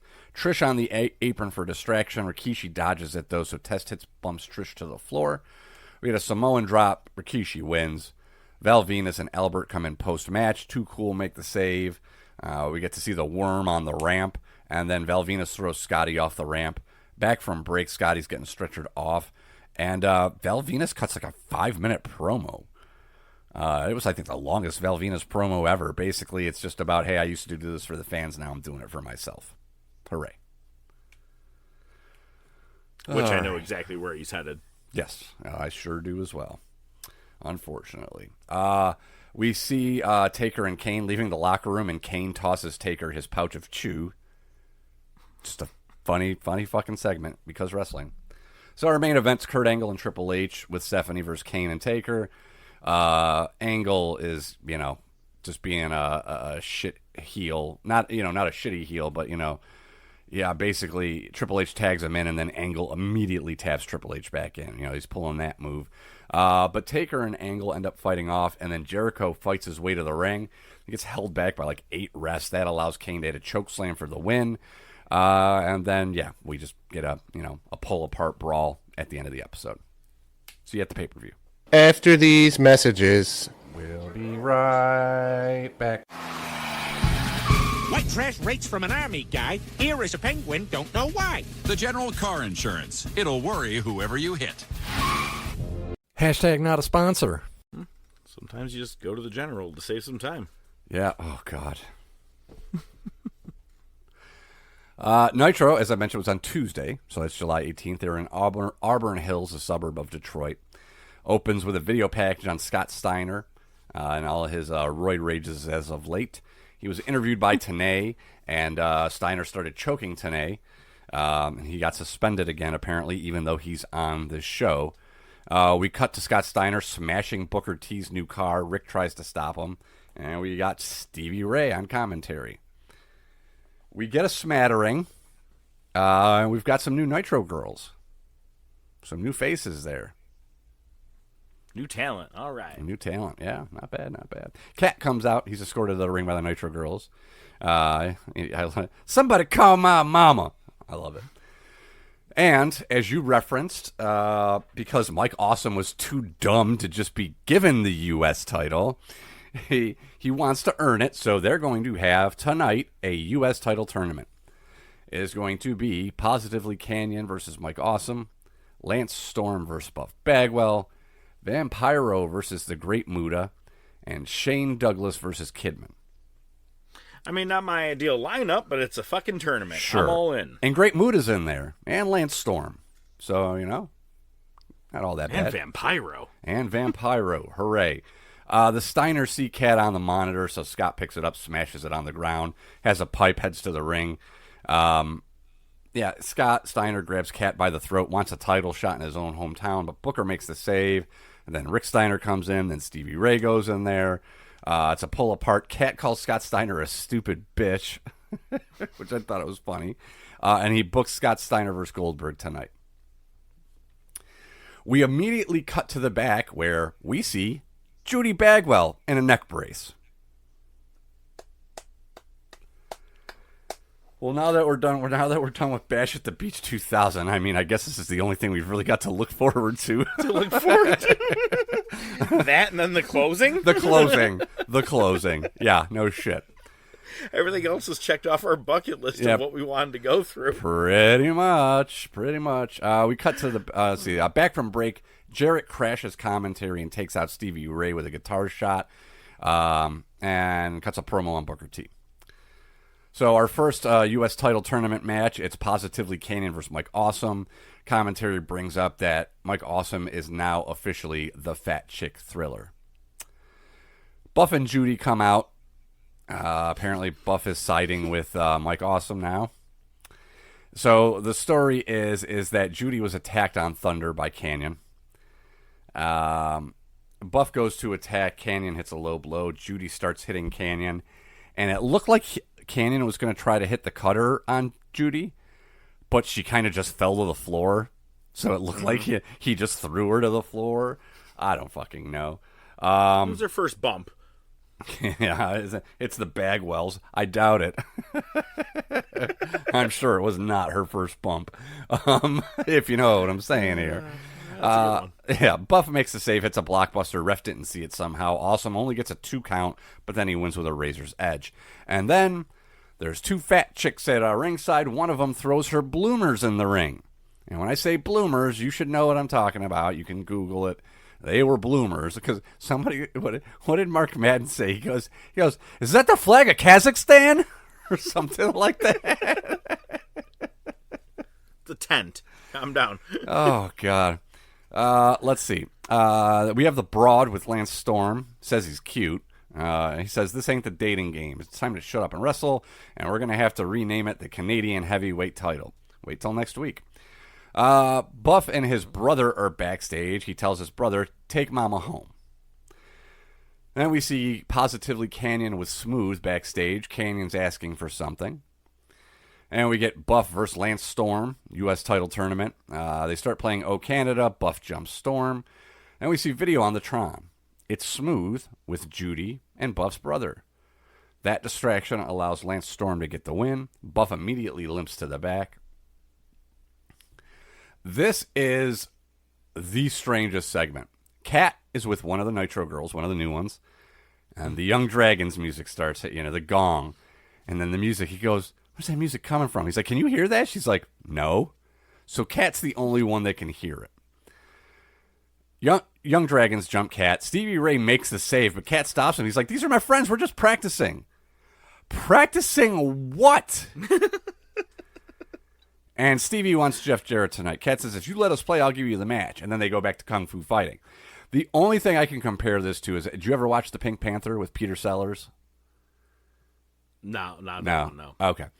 So there's a few movies, and the thing is, Peter Sellers is, this in Clouseau. He's a putz. That's the whole gimmick, right?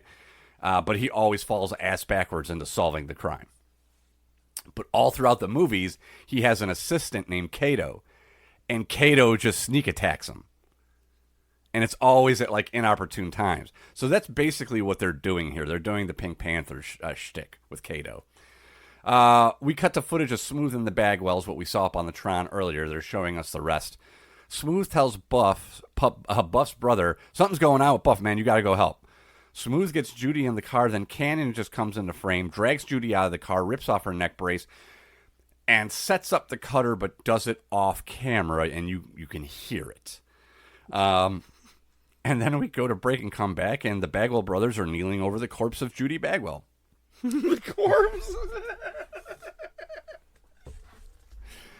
Buff tells Judy on the floor. Buff tells his brother again, don't leave her. Then we got Scott Steiner just sitting in a chair next to the door of the arena with a pipe because he's waiting for Goldberg to walk in so he can beat the shit out of him. Next, you get the Great Muta versus Vampiro, U.S. title tournament. Vampiro is with the Demon and ICP. Great. Outstanding. So glad to see him back. Vampiro has changed his style of face paint. It's almost like the Joker, kind of. Yeah. A little bit. Muta wins unceremoniously. Vampiro beats down the Demon post-match for reasons. Smiley and Ralphus walk into the arena. Steiner attacks them, and Smiley screams. Shane Douglas with Tori versus Kidman, U.S. title tournament. This was weird. Douglas wins, and I don't know what happened. Douglas makes the pin. Lil Nate stopped at 2 and then kind of hit 3, and Lil Nate and Shane Douglas were talking, and Douglas kind of went yeah, I won that. And Shane Douglas won. No idea what the fuck happened there. It was terrible. Does anybody know what the finish is supposed to be? I thought you were supposed to win. I thought you were supposed to win. I thought you just pinned him. We see Goldberg arriving to the arena. They're really teasing it. And then we cut to Tank Abbott in the ring. Great. 3 count comes down with a ladder, and then the Young Dragons sneak in. Somehow the gold record that the Young Dragons stole last week is now hanging again in the middle of the ring, and they're going to have a ladder match for it. Great. Abbott joins commentary. Young Dragons win. Goldberg finally walks in the arena. He's able to dodge the lead pipe. It's a brawl and a pull-apart. We get Mike Awesome and Great Muta in the U.S. title tournament semifinal. Muta goes to spray Awesome with the mist, and it hits that boy on commentary, which is terrible because he had no idea how to sell it. He kind of just sat there and fell off his chair. Okay, sure. Yeah, the falling off the chair was a little more dramatic. You didn't even react. You just fell off the chair like the thing shot you in the face. Right, exactly. Yeah, it was terrible. Awesome wins. That boy goes to Kwee-Wee to get his shirt clean, and then Paisley wants to get her skirt checked, so everybody's fawning over Kwee-Wee. Shane Douglas versus Lance Storm, U.S. title tournament semifinal. Winner faces Mike Awesome. We have Kidman at the top of the ramp watching, eating popcorn. Lance Storm wins. Kidman gets in the ring with his chair and popcorn, grabs Tori by the hair, and then for reasons, Lance Storm attacks Kidman, but Kidman fights him off. Sure. Next, we get Jeff Jarrett versus Stevie Ray. Rick Steiner and Madeja come to the ring. Rick causes a distraction. Madeja hits a shitty-looking axe handle, which allows Jeff Jarrett to hit the stroke for the win. Booker makes the save, and Scott Steiner's in the locker room freaking out. Probably the steroids. U.S. title tournament finals. It's Lance Storm versus Mike Awesome. We get O Canada again, but Awesome comes out and interrupts it. Storm wins. He reversed something into his half crab. It looked great. The way he reversed it. It was a cool finish. Yeah, it was really cool. I don't even remember what Awesome was trying to hit a move, and Lance just reversed it right in the half crab. It was clean. It was smooth. It looked great. And Lance Storm is your U.S. champion. And if you know, you know. That title gets a makeover. It does. But to be honest with you, it was the first time I've actually been excited about watching someone win a title in WCW in a very long time. No shit. I was like, okay, cool. All right, because I know where it goes. I'm happy with this. Yep, 100%. And then the 2 fat broads that were at ringside come in to console Mike Awesome, and all of a sudden he feels better about himself. We see the Cat going to Booker's locker room. He's wearing overalls with no shirt on, and he has a ref shirt in his hand. He says something to Booker, you can't hear it.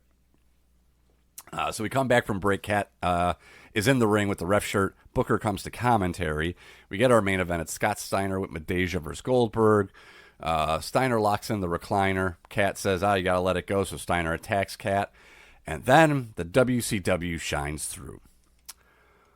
Booker's in the ring. He Irish whips Steiner. Steiner just grabs the ropes with both arms and hooks it so he doesn't rebound off. Booker kind of stares at him. Booker turns around. Goldberg charges the spear. Booker tries to leapfrog, But he doesn't get all the way up because Goldberg's spear sends Booker like tilt-a-whirling through the air into the mat, and then he ends up fucking spearing. leg. Yeah, it was terrible.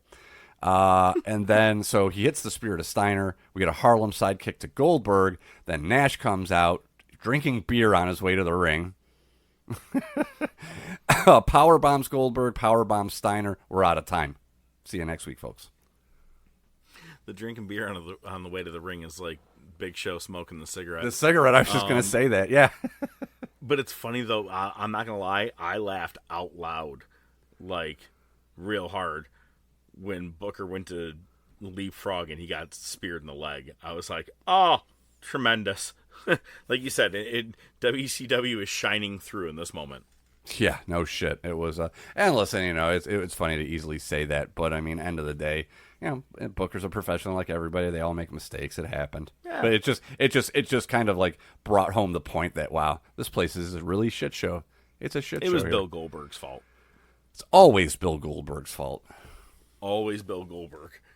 Bill Goldberg. Well, next week, yeah, it's the end of the show, by the way, because, we did the top topic early. Yeah, next week, I'm excited. Our movie topic, the Police Academy series. You got what? You got Mahoney, Hightower, Tackleberry, Zed. Sweet Chuck. Sweet Chuck. So that was the other one I was thinking of. Mauser. Captain Mauser. Oh, my God. Proctor. Yowzer. Proctor. I'm going to have that play over the entire topic. Just fucking 10 minutes straight. Hey, Tackleberry, you can take the mask off now.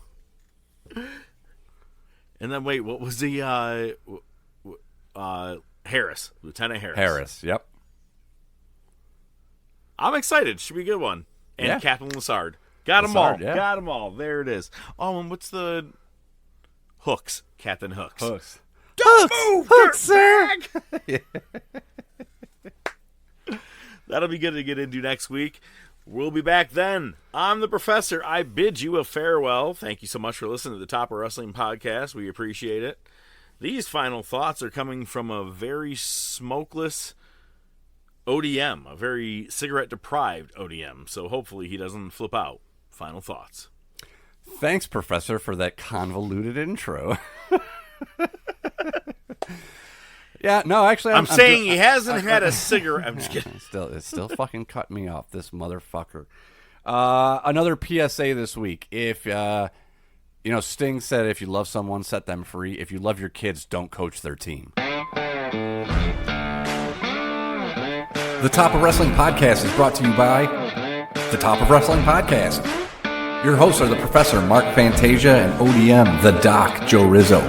Feel free to reach out to the show by email at thetopofwrestling@gmail.com, on their Facebook page, Twitter page, Instagram page. Remember to subscribe, like, and share.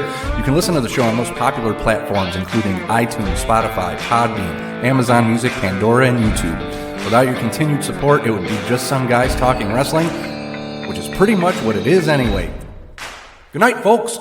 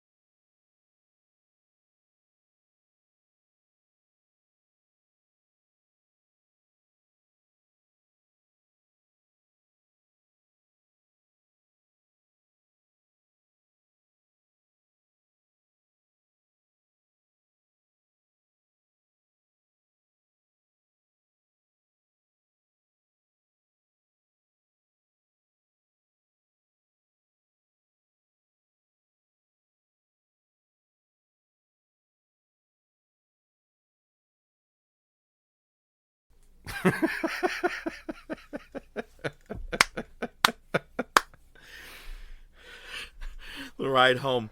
Dad, isn't it weird how that one coach yelled at you? I don't fucking love you right now. Stop talking to me. You're the reason this argument happened. I'm even more pissed. Listen to this. You can throw this in there as a hidden track. Something hit me today. So, Vinny's doing driver's ed right now. He'll turn 17 in December. But you can actually take your license test anytime when you're 16.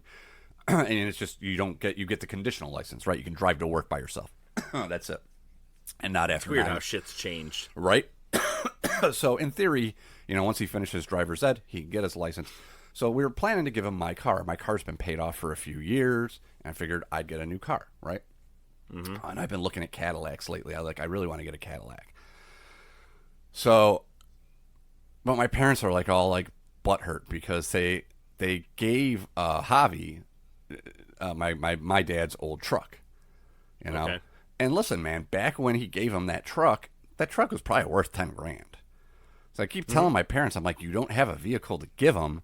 I'm like, and are you just willing to just drop $10,000 on him? I'm like, I know you want to do something somewhat equally, but I'm like, it's a lot of money. I said, pay for the money to detail the interior of my car before I give it to him. Get him a gas card, right? Shit like that, right? Help him out.